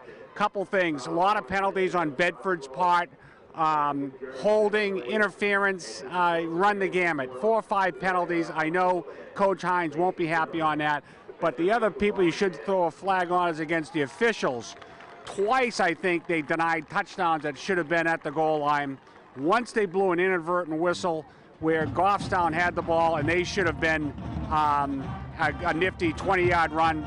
So the officials need to get their game up a little bit. Bedford should be up 35-zip. It's 28-zip on their way for a 5-0 start. Bedford High School, homecoming 2013, halftime. All right, welcome back here to Bedford High. Nick Anastos, Steve Beals with you. 28-0, the Bulldogs on top of Goffstown here on homecoming Saturday. Bedford looking to go 5-0. Coming in, a streak of 3 consecutive shutouts. That is intact here as well. Interception at the 1-yard line by Nick Valis really bailed out the Bedford defense there at the end of the second quarter to preserve the shutout. But offensively, no problem here, as Dan Colella has led the Bulldogs so far, both on the ground and through the air. 90 things right, 2 mistakes. Focus on the 90 things right. Done a great job. What I really like is by the midway through the first quarter, both those things were corrected, and he's just looked stellar. Again, Nick, as we talked before, his movement in the pocket is just so impressive of how he steps up and the timing in which he does it. Looking downfield, he's got a good vision of the field, and as I've always said, that boy knows how to execute the mission, and done a great job out there. Colella got the scoring started at the end of the first quarter with a 2-yard touchdown, and then 22 points in the second quarter put on the board as well by the Bulldogs. A 14-yard hookup to Nick Valis made it 14-0. 2-point conversion added there by the defensive lineman Andrew Biederman. And then the run game really starting to assert itself. 6 plays, a 6-play touchdown drive highlighted by the scoring play. 23-yard carry by Collins. The tailback made it 21-0. And then towards the end of the first half, inside of a minute 30, Colella adds his second touchdown of the afternoon from a yard out, and that is where we are right now, 28-0. Also really like the work of Aaron Pallas when he runs the ball with the force and the speed in which he runs it, and was very impressed with the outside linebacker work of Colin Cashin. Not only is he making good tackles, which gets the hand, but it's the work that goes into that and the angles of pursuit that he takes. Just some of these guys just look so impressive. It's great to see quality football being played. One of the drawbacks of that first half was the penalties. We saw 4 different ones. One of them wiped off a potential touchdown, a holding call inside the 10-yard line. Coaches are always trying to find ways to improve. I'm sure that was something that was addressed by Coach Hines at halftime. Yeah, I thought the address, as we talked earlier, going out there and calming down the offense because things just weren't clicking for him in the very beginning. It was kind of that field position game going back and forth. And Coach Hines went out there, and you could clearly see with the hand just kind of settling him down. And from that point on, I think has been the offense really started to work, and the defense just having a great defense. The beauty of it is they keep giving the offense the ball back, and they can work out the kinks. And now they're rolling. I don't expect much different in the second half. That doesn't mean there won't be, but it just looks like the trench battles are just too much of a mismatch for Goffstown to do anything offensively with yards after the catch or break tackles. Bedford's tackling and the mechanics of their tackling and their contained routes, as we talked about before, the defensive back work, the trench work. It's just too good for Goffstown to overcome. But stranger things have happened. Goffstown making some changes at the quarterback position a couple of times in that first half. They started with the 6'3" sophomore Casey Gervais, threw an interception, came off the bench, and then they went to Michael Collins, who looked pretty good on that final drive, leading Goffstown down the field. And well, somebody's got to, I guess, play here in the second half. What do you think will happen there? Well, long term, you look at Gervais. When he does the right things, when he's playing sound. The way that young man throws the ball down the field, I'm very impressed with very early. When he starts getting a little bit sloppy and starts working off the back foot or trying to force something to happen, that's just so hard for a quarterback to learn to overcome, and I'm sure he will. Coach Huff is a good coach, big part of Souhegan's success over there in Souhegan Amherst before he came over here, and I have no doubt that with some continued work with this young man, it's really building a program around him, because when you've got a quarterback that can pass down the field with that sort of velocity and that sort of accuracy, when he's doing it right, only good thing. The only thing I would say that looks a little bit as a struggle for Goffstown is their receivers have been unable to catch the ball, and somewhere along the line, hopefully they'll be able to correct that. Yeah, a lot of drops in that first half, including one that would have been a big gainer over the top, in and out of the hands of Ian Ruthier. So the Bulldogs leading 28-0, trying to get to 5-0 in Division I. We'll get the ball first here as we begin the second half. The kick, line drive into the hands of the man in the back. That's Connor Harrison, trying to make a move to the middle, up past the 30, and is buried by Ruthier at about the 32-yard line. Pretty good starting field position for the Bulldogs, and that was a big key to the first half success, was not only winning the turnover battle, they had 3, Goffstown 0, but also, and it's, I suppose as a result, to a degree, the turnover battle played into their, the field position battle played into Bedford hands as well. Pretty good start here to begin the third quarter at their own 32. Connor Harrison, another player of mine that I had in 7th, 8th grade. That boy has got some speed. So look for him as he moves forward to contribute. Yeah, he's only a junior.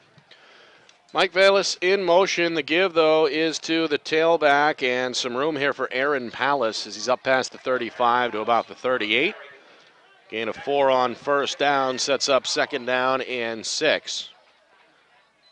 Bulldogs deserve to show some gratitude to that front 5 as well. We've talked about it a little bit tonight, but it seems like consistently there's finding holes, finding rooms up front. Matt Johnston, a good side on the left side. Tom O'Rourke, the center, of course. It always starts at the center with Trent Fortune and Chris Joseph, and the captain, Sean Broder, as well. Pretty good unit. Here's a pretty good cut by Pallas. Comes up the field, past the 40, and is close to a first down at about the 42-yard line. Hard running there by Pallas. One of the things you were talking about was the offensive line earlier, Nick. when you look at that Bedford offensive line, one word comes to mind: unit. You don't see anybody jumping up and down, beating their chest or anything like that. Right. They go out there, they do their work, and they do it as a unit. Very, very impressed by what I've seen so far. Tight end to the left side is Nate Jagger. 3 wide receivers here for Colella. He's going to keep it on 1st and 10, lowers the shoulder and dives up past the 45-yard line to about the 46. Colella had plenty of design runs to call in that first half. We see it for the first time here in the third quarter. Yeah, I agree, Nick. It's when you spread the field out like that, you get your DBs have got to go back and cover.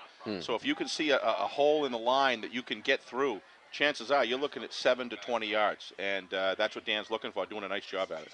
4 wide receivers again for Colella.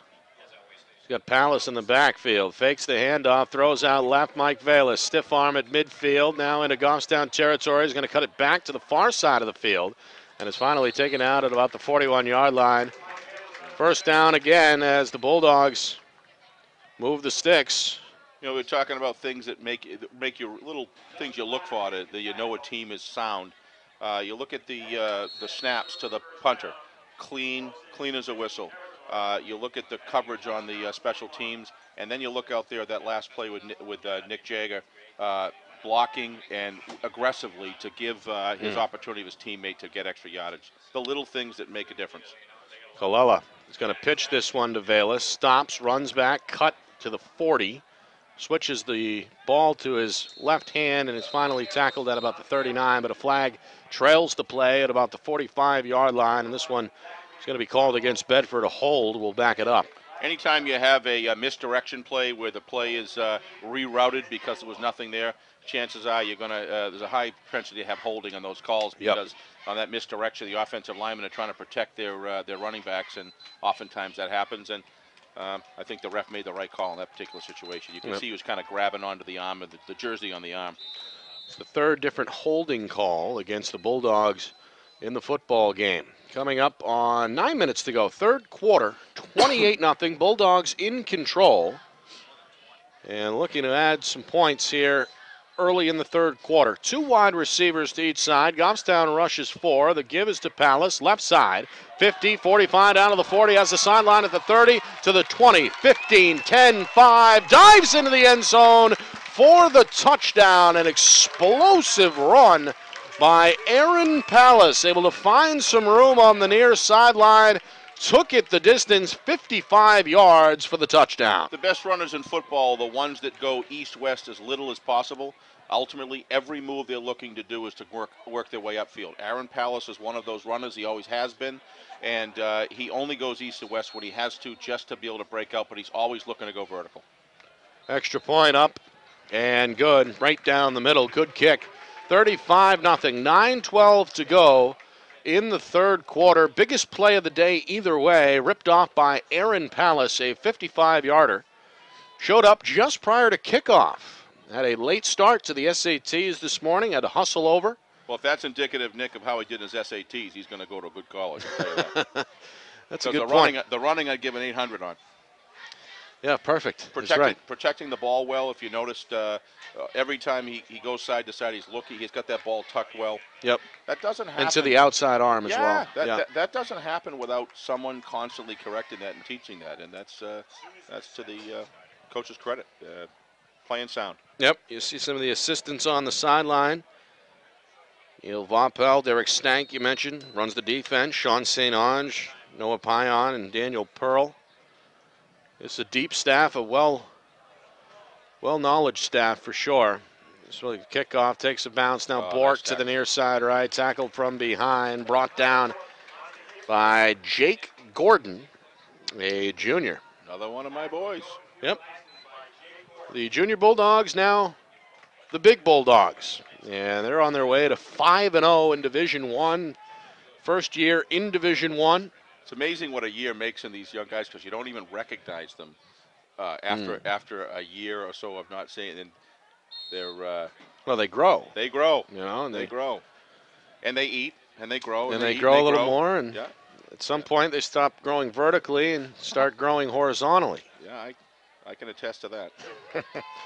Here in the shotgun, Gervais at the quarterback. He's going to hand to Bork, Nice. trying to get the edge, but Nice. nowhere to go. Just And again, it's always, Steve, seemingly not one black shirt making the tackle, but 4 or 5 as that weak side pursuit comes over. and it's the speed in which they do it. Yeah. It's just so fast. So, Nick, I know as one of the regional gurus here on looking at, with a high school insiders program that you do with Rick, I believe. They're going to throw it here, left side for Bork in the flat. Nice block. Has a block and gets up to the 30, but not much more, maybe the 31. Past the original line of scrimmage. It'll set up what should be here a 3rd down and 8 coming up for Goffstown. But one of the things you're always comparing every night different teams and different divisions, and when you look at what Goffstown did right to the end with Central, and you look what Bedford's doing to Goffstown, you got to believe that Bedford's in pretty good situation to take on Central as well. Well, we have a weekly poll on the show, and of course, shameless plug, you can listen weeknights at 6 on ESPN New Hampshire Radio and ESPNNewHampshireRadio.com, as Bork's going to be taken down at the 25, slipped, and then was touched in the backfield. So a loss there, 4th down and long, punt coming up. But we have a poll that comes out. Bedford has been in the top 3 since really that upset win over Pinkerton. They're now number 2. But you could certainly, I think, make the argument that they could be number 1. I mean, this defense seemingly as good as advertised. They've given up 12 points all year. This kick's going to be handled by Mike Valis at his own 43. And unable to avoid the behind-the-back tackle there by Ian Ruthier. He's been pretty good on special teams. But good field position again for Bedford, leading 35-0. The point being, though, you got to consider Bedford in that top tier with Concord, with Pinkerton, and supposedly with Exeter, although they got some problems right now. Nashua South, of course, in that mix. But they've got as good of a shot, I think, as anybody of winning it this year. I think you've almost got to put Bedford, Concord, Bedford. It really doesn't matter. I'm not saying that Concord's going to beat Bedford. I'm going by pass. We'll pick up here now. Yep, Colella back on the field. He's going to be under tackle, or under center, rather, with 4 wide receivers. It's a keeper, and he's going to dash his way down to the Goffstown 47, gain of 3 on 1st down. But as it relates to your comments there, Nick, I agree. I think that you could conquer Bedford, Concord. It really doesn't matter at this point until they play the game. I think they're both number 1 at this point. And the only edge that I've heard from people about Concord is the amount of margin that their offense is beating solid, some pretty solid teams with. And that they also had the benefit of the Jamboree going up against Goffstown, and just unleashing there early. So they're good, and I think both teams resemble each other in a lot of ways. A lot of speedy playmakers at the skill position and in special teams. I just think it's going to be a dogfight. And I think it's going to be one of the top games of the year. And what I've seen out of Bedford's defense and what I've watched on television from the reruns and stuff like that, Bedford's at the end, when you get to the end of the year, the defense just becomes so important in a living up here in the dark 44th parallel or whatever it is up here, that you start getting to the end of the season, the weather defense has just become so important. Yep. And Bedford's got a great one. 2 wide receivers to each side here on 3rd down and 7. Clock inside of 5 minutes remaining in this 3rd quarter. Screen pass may have hit the official, and it falls harmlessly incomplete. Intended over the middle. Dan is absolutely can lead this team to the finals. There's no question in my mind that he can. Those type of passes and the other two, that throughout the year he's got to work out of his system to not throw that ball and just tuck it and run. And those are the. But boy, I want to be clear. This kid is something. But those are the mistakes that you just don't want to hurt you in a close game later on in the year. What a kick. Boy, this punt is up in the air off the leg of Keelan McCool, but it's going to bounce into the end zone and be brought back out to Goffstown's 20-yard line. 35-0 Bulldogs. It was 6-0 after 1, 28-0 at halftime, and so far in this 3rd quarter, the Bulldogs able to put on 7 more. Errant passing can be you can be 14-12 or 21-21 in the game, and that can actually be the difference. So if it's not there, your offense is Don't good force enough. it. Don't force it. Right. Your offense is good enough. Your line's good enough. You can get it done. Dan's movement in the pocket is the thing that just as we've talked about. I won't bring it up again, but just his ease and his comfort in the pocket is just so impressive. His first year as a starter for the Bulldogs Absolutely. as well makes it that much more impressive. You're not going to see that very often. Gervais is going to go downfield, has a man, but just overthrown. Didn't run his route. As Teixeira wishes he could have that one back. Reached out for it with his right hand, Back at but the 35, incomplete. he didn't believe that the pass was going to be thrown, and you could see he slowed down two or three steps there. I like this kid at quarterback. I think he's got, with growth, what I would like to see him do is, been a couple times I think he should have tucked it and run, but that'll come. Gervais got the start, threw an interception, was benched for a minute as Collins came on, and then now in trouble here on 2nd down and 10. Drop for a loss there. There's a situation there, Nick, where he should have just run the ball. Yep. I mean, your pocket's caving in. You've got an opening in the middle. Just run for it. Maybe they don't want him to run. I don't know, but in that situation, that's part of the spread offense. When it's there, take it. Sacked by Robert Heald. It's a 4-yard loss. 3rd down and 14. Inside of 2 minutes to go in this third quarter, and what has been a familiar storyline. Goffstown backed up deep in their own end at their own 15-yard line. 4 wide receivers, 3 to the near side right. Bulldogs look like they're going to rush 4 here. They stunt, then blitz up the middle, and again Gervais in trouble. He's stripped at the goal line. Ball is loose in the end zone. Who has it? Well, it's going to be points for Bedford either way. This could be a safety or it could be a Bulldogs touchdown. Let's see what happens. They're going to say safety. So recovered by Goffstown in the end zone, but the ball was stripped by one of Steve's former players. Connor Harrison got that right hand on the football, jarred it loose, and it leads to 2 more for the Bulldogs. I know his dad well, and I'm sure he's elated at the current time. We saw his father at halftime wearing the number 23 in support of his son. He's fast as lightning. He's a good track guy as well. It looked like they had the delayed blitz on there, Steve, and that's worked out, obviously. Bobby Heald gave some nice pressure on that. He was the stunt man in that situation. He made some nice pressure to close that pocket. I still contend, though, the quarterback's just got to tuck that and go down. Trying to when the pocket is completely collapsing from both sides in the middle, just tuck it and go down. That's the hardest thing in football for a quarterback to learn. When it's not there, just don't do it.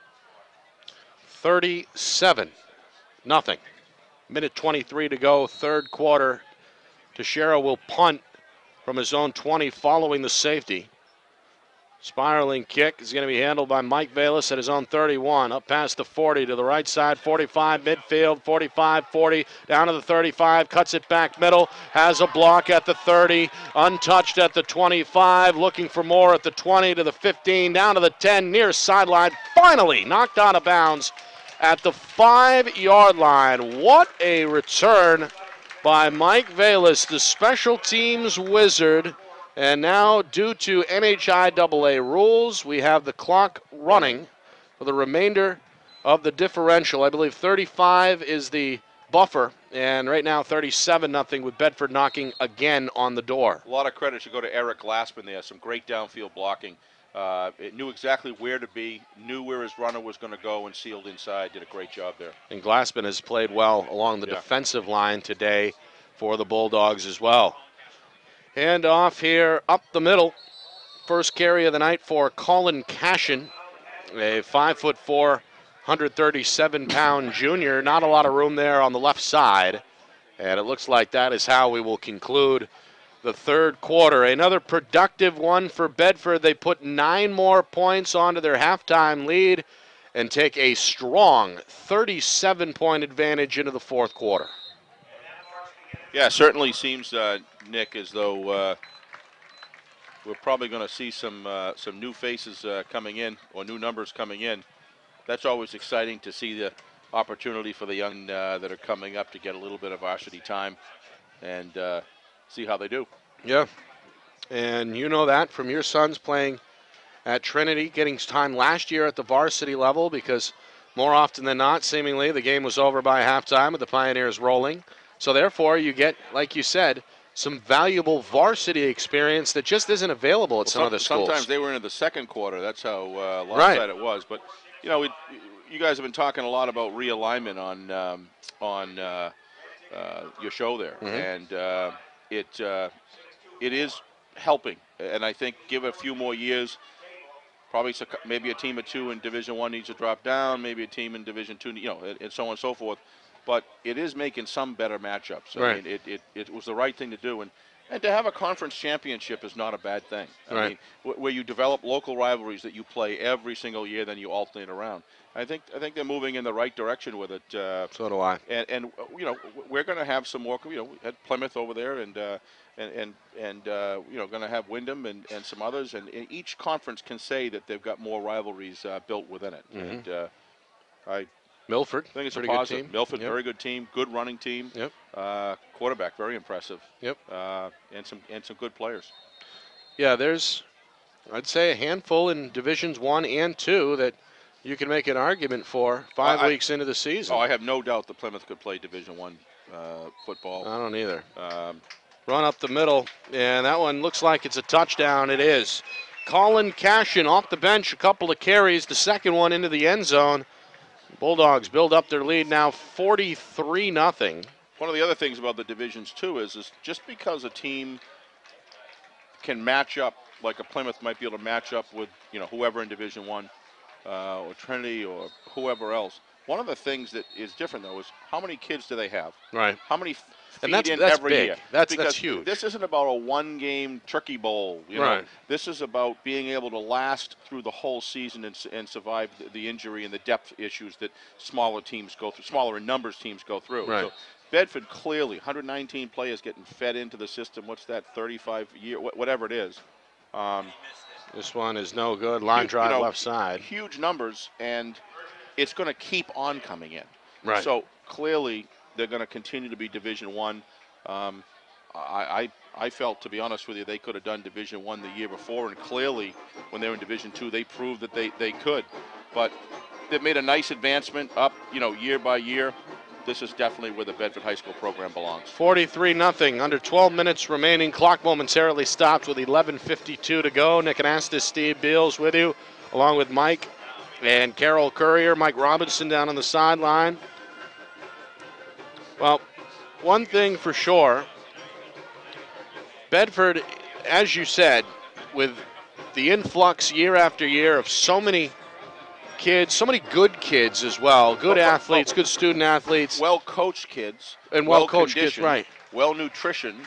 And, you know, it's the whole package is right there. And the 2 youth programs that feed into them are training quality athletes always coming in. So you're not teaching kids 3-point stances. Maybe in some cases you are. But for the most part, you've got the influx of that. And that's very advantageous to build a program. On the return, tripping at his own 21-yard line was the Goffstown man, Franklin Castillo-Diaz, one of the freshmen, trying to make a name for himself here in the fourth quarter. Bulldogs looking to go 5-0. They'll take on Manchester Memorial.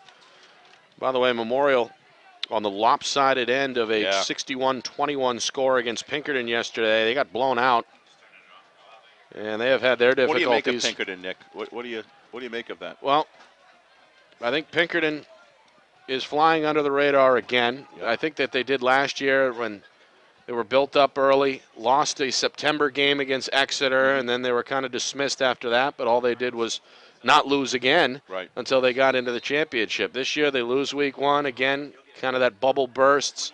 Everyone says, okay, they're not for real, etc., and all they've done is rattle off 4 in a row. They've got Manny Lattimore, who is arguably the best tailback in the state, although I'm sure Central's Josiah Wade would have something to say about that. But also, what's his name from Concord there? I apologize. I forgot his name. They got Walters D, who's an excellent back, and Mark Gaudette had 4 touchdowns for Concord last night. So I think Pinkerton. A senior moment here. I'll remember it in a minute. Pinkerton is certainly. They got Simu Smith, who's one of their wide receivers. Robbie Laws, the quarterback up there, who's done a great job. And But Pinkerton has athletes. They got a good coach in Coach O'Reilly. They got a monster middle linebacker named Matt Madden, who's been a 4-year starter for them. So they're going to be right there in the hunt. And I think they should win that quarterfinal matchup against whoever else comes out of that division. Yeah. Whether it's Londonderry or Merrimack, should be no problem for Pinkerton. So How about BG? Really? Well, BG, Yeah.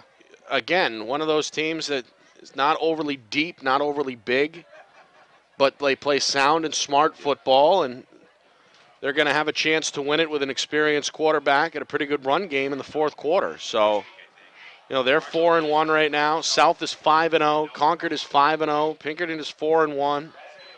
And you can't just write off two-time Division I champion Exeter either, Never. despite the fact that they're going through some tough times right now and back-to-back losses. I tried to get an injury. What's the injury report with Exeter? Does that have anything to do with it, or just not playing good football at the moment, or top level? What we learned last night was that Great coaching staff. Yeah, it's the same MO as usual with Bill Ball, and that's run the football first, run the football second, and run the football third. And then defensively in years past, they've been able to bring the fight to opposing offenses. But by all accounts, the Nashua South just physically handled them, which is unusual, seeing that Exeter brand of football is black and blue. But Nashua South certainly dug in. They were down 6-0 at halftime, and then they just kind of turned things around, led by that defense. And doesn't hurt when you got a UNH committed quarterback leading the offense either in Nashua South's Trevor Knight. So understand there's a couple guys from Plymouth being looked at by UNH as well pretty heavily. That doesn't surprise me. Yeah. That doesn't surprise me at all. Coach Lenahan was at Gill Stadium the other day and got quite a tribute from the home crowd there at Trinity. As he should. Did a really nice job talking, and you could tell he was moved by that. And, you hear this, that about Coach, but he's done it over the years, regardless of what division or whatever. He's got 19 championships. Yep. And he was inducted into the National Hall of Fame, National High School Hall of Fame over the summer, and this one is his last one. Yep. So he's certainly looking to go out on top. 2 years ago that this would be his last year, and some thought he maybe finish after last year, but just can't stay away. And it's got to be a hard thing to leave. Easy, but yet hard, He's been there over 30 years. Yeah. You get that smell of fall in the air. It's pretty hard to forget. Tyler Saboti is the new quarterback, Sabati, and he'll keep it here on 2nd and 12 and bring it up past the Bedford 35-yard line. Clock rolling towards 7 minutes here as the Bulldogs look to put the finishing touch on what has been a spectacular afternoon. 43-0. 22 points in the second quarter, really the turning point looking back. Both teams started slow in that first quarter. Bedford struck first on a 2-yard score from quarterback Dan Colella. 6-0 after one, and then 22 more in the second really put it out of reach. Tyler Sabati, a junior, definitely looking to, I'm sure, to vie for that spot after Dan graduates this year, and been quarterbacking for a while. Hand off up the middle, and Sean Noonan's going to plow away. Sean Looney, excuse me. I watched him on the rerun of the West game, and he got about 4 or 5 carries in the towards the end of the game last time, and hits the hole pretty hard. Looked pretty good. Looney, a 5'9", 163-pound senior. Again, Coach Hines just looking to run some clock here, coming up now at 6 minutes to go, and a fresh set of downs. 1st and 10 from their own 45. So Memorial comes to town next week.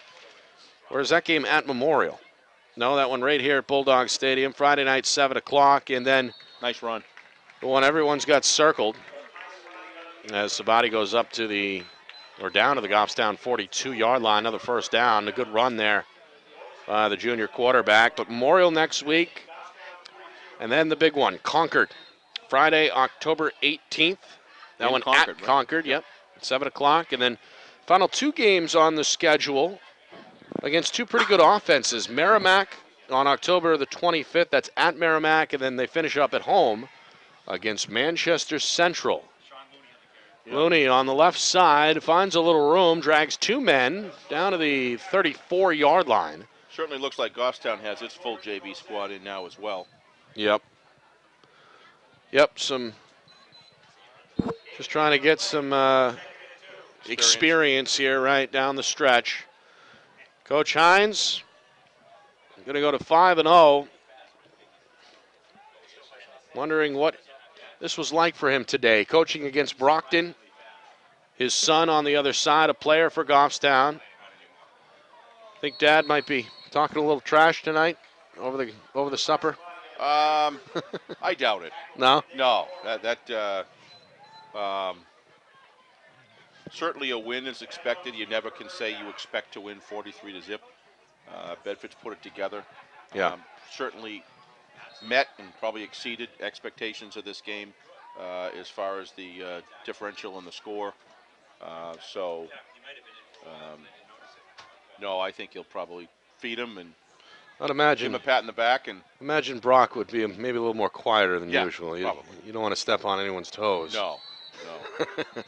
4 minutes remaining. I never had the luxury or the difficulty of coaching against the kids. Well, it's got to be an unusual. It's got to be an unusual experience. Certainly is an unusual scenario. Yeah.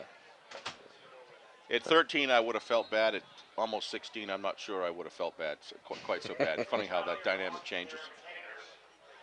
Second down and Just 4 kidding, here. Guys. I know they were watching the beginning of the game. I know it's being broadcast live here in Bedford, so if they're still watching, sorry, guys. 3.5 remaining. 22. Handoff up the middle. New tailback Jacob Bauer, his first carry. Nice looking run. Got a little extra activity going over there on the far side. Yep, this A couple guys got tangled up. the second string line looking pretty good here on this Yes. drive as well. Yep. Opening up some holes. Another first down for Bedford. Another trip into the red zone. 3 minutes remaining. Again, it was 6-0 after the first quarter. And then 3 first-half turnovers for Goffstown. Really helped Bedford take advantage of some good field position. A 12-yard touchdown pass. Sean Looney again. Meanwhile, Looney going to be wrapped up. Short gain to about the 10. Second quarter, second score for Bedford. A 12-yard pitch and catch from Colella to Nick Valis.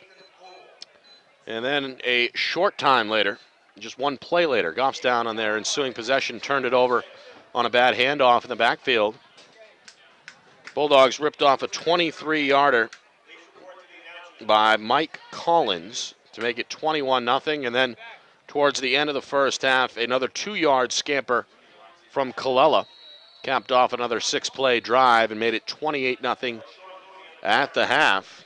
And then the first string offense on the ensuing opening possession of the second half took it right back down the field. A 55-yarder ripped off by Aaron Pallas. Good looking run. Yep. Good blocking too. Add in a safety. It was 37-0. And then we've seen one more score here in the fourth quarter to make it 43-0. Inside of 2 minutes.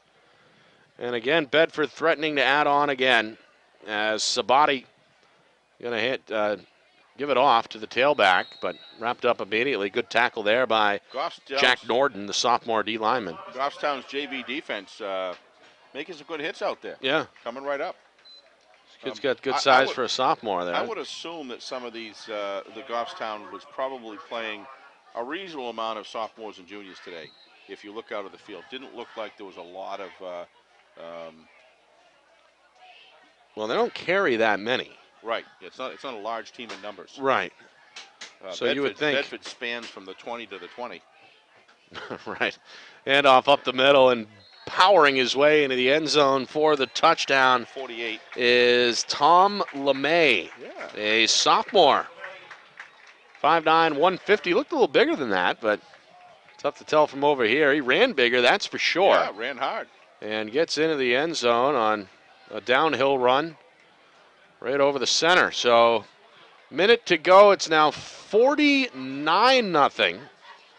And the backup kicker is in. That's Steven Tempesta. He's the goalie for the Bulldog ice hockey team in the winter. Also got a leg on him, and this one is perfect. Wow. And the crowd getting involved. He's got his own cheering section here on homecoming. Seems like a popular. So 50-0 on homecoming. Hit the 50 mark. Half century on the board, and it looks like as well, Steve, that shutout streak is going to be extended to 4 games. This is turning into quite a thing. To be shutting a team out, and they all to do it once is tough. How about 4 in a row? Yeah, the defensive unit here, as we've been saying all game, is just continually giving the offense the ball back. And what that does is creates more and more opportunities to correct things. And this is going to, as far as offensively is concerned, great defenses give the offense a new life and new opportunity. And that's a big part of the score differential today, obviously. Yep, Bedford in week number 1, which was back on September the 6th, upset Pinkerton by a score of 14-12. Since that night, the Bulldogs have not allowed a point. Which is just mind-boggling. You can see that with some of the teams that are really struggling, but that isn't all of those. They kept Londonderry pointless. Kept Goffstown here today pointless. I mean, I don't see anybody else doing that. I mean, they scored. Right. They were right there with 20 points against Central the other night. Right. So a lot to be said there. Well, they're going to run the clock here. Final 30 seconds in what has been all Bedford all afternoon at Bulldog Stadium. Good crowd this afternoon. Everybody sticking around through the full 4 quarters. That's always good to see. And this one is just over here. They might get one more snap off. They bring in another quarterback, and we will play one more snap. It's Peyton Bickford. See, that's what you got to do. Bickford's going to roll out to the left, up past the 30, close to the 35, but that is it, and that'll be the end. 50-0 final. A one-sided affair here in Bedford on homecoming. Coach Hines with a victory over his son and the Goffstown Grizzlies. Bedford improves to 5-0 on the season. They'll take on Manchester Memorial at home on Friday night. Goffstown continues to struggle, and we'll try and regroup next week as well. This is the CastleHill Media Home Run Pizza post-game show. Final score here in the homecoming in Bedford. Bedford 50-0 over Goffstown. It was a story of 2 halves. Started out kind of sloppy, kind of slow for each side. Bedford picked up the momentum, brought it into halftime with a huge lead, added 3 more touchdowns in the second half. They were clicking on all cylinders. The one negative that I saw out of Bedford this game was the penalties. Too many penalties, I think, for a team that's 5-0. I'm sure something that Coach Hines is going to cherish. But you saw it at the end of the game, an emotional reunion with his son, Brock. You heard his name a lot defensively for Goffstown during the game today. He was all over the field, had a great game, and there was tears shed on both sides. A very, very difficult moment for a father who had to play against a son and ended up on a 50-zip final score. And that's going to be it for the CastleHill Media Home Run Pizza post-game show. Final score from Bedford, New Hampshire. Bedford 50, Goffstown nothing. I'm Mike Robinson reporting with Carol on the field at Bedford. Well, we know about the defense. 4 straight shutouts now. You liked Dan Colella on the offensive side and his poise in the pocket. Yeah, I like the movement in the pocket. I liked the vast majority of the decisions. I really think that defensively, this is already a championship caliber team. There's no doubt about that in my mind. This is about the offense making sure that it continues its drive towards perfection and avoiding making mistakes that would potentially give the ball away or give a game away. If they can, and again, this is a very, very good offense. I think if they can do that, I'm not sure that I don't put them probably with a small advantage against anybody so far. But we're going to find out a lot against Concord. My suspicion is Bedford's defense against Concord is going to do pretty well, just because of the speed. Now Concord has very speedy backs. They've been able to defeat teams outside, off tackle, getting through all the credit in the world. What I see with the contained routes and the discipline of the Bedford defense, I think they're going to be able to keep the score down of a Concord long enough to be able to stay in the game and And if Dan can have a big night along with his receivers, the Bayless brothers and Aaron Palace and the other group that goes along with that, all a bunch of successful guys. Got a great offensive line, no argument there. How can you not think that this team isn't going to be there? It's hard to imagine. Good stuff. Unfortunately, the conference is, in my opinion, going to be 1 and 2. Right. At least what we see right now. Right. But let me just say one thing before we go. Bad weather changes everything. And those teams that ground and pound and successfully hit their blocks and get through the hole quickly, those offenses can cause defenses trouble. The thing is Bedford's so strong and so deep. That's why I think that even with the bad weather, might hurt the spread a little bit, maybe not, but I think the defense wins championships. They always have. A lot of people to thank this afternoon, including Bill Jennings, the executive producer, along with Colleen Richardson at BCTV. It doesn't happen, of course, with Mike Currier not in the picture, doing a great job directing and running the camera up here in the booth. Carol Currier as well, providing us some great sideline shots. Mike Robinson checking in earlier from down on the sideline. And, of course, Steve Beals. The pleasure was mine this afternoon, Same my here. friend. I just want to say I was talking to somebody the day, said I was doing the game, and I said I was doing it with Nick Anastos, and they said the voice of Marv Albert, but the character of Pat Summerall. It might be the opposite. All right, we'll see you next time. Bedford Memorial next week here on BCTV. So long, folks.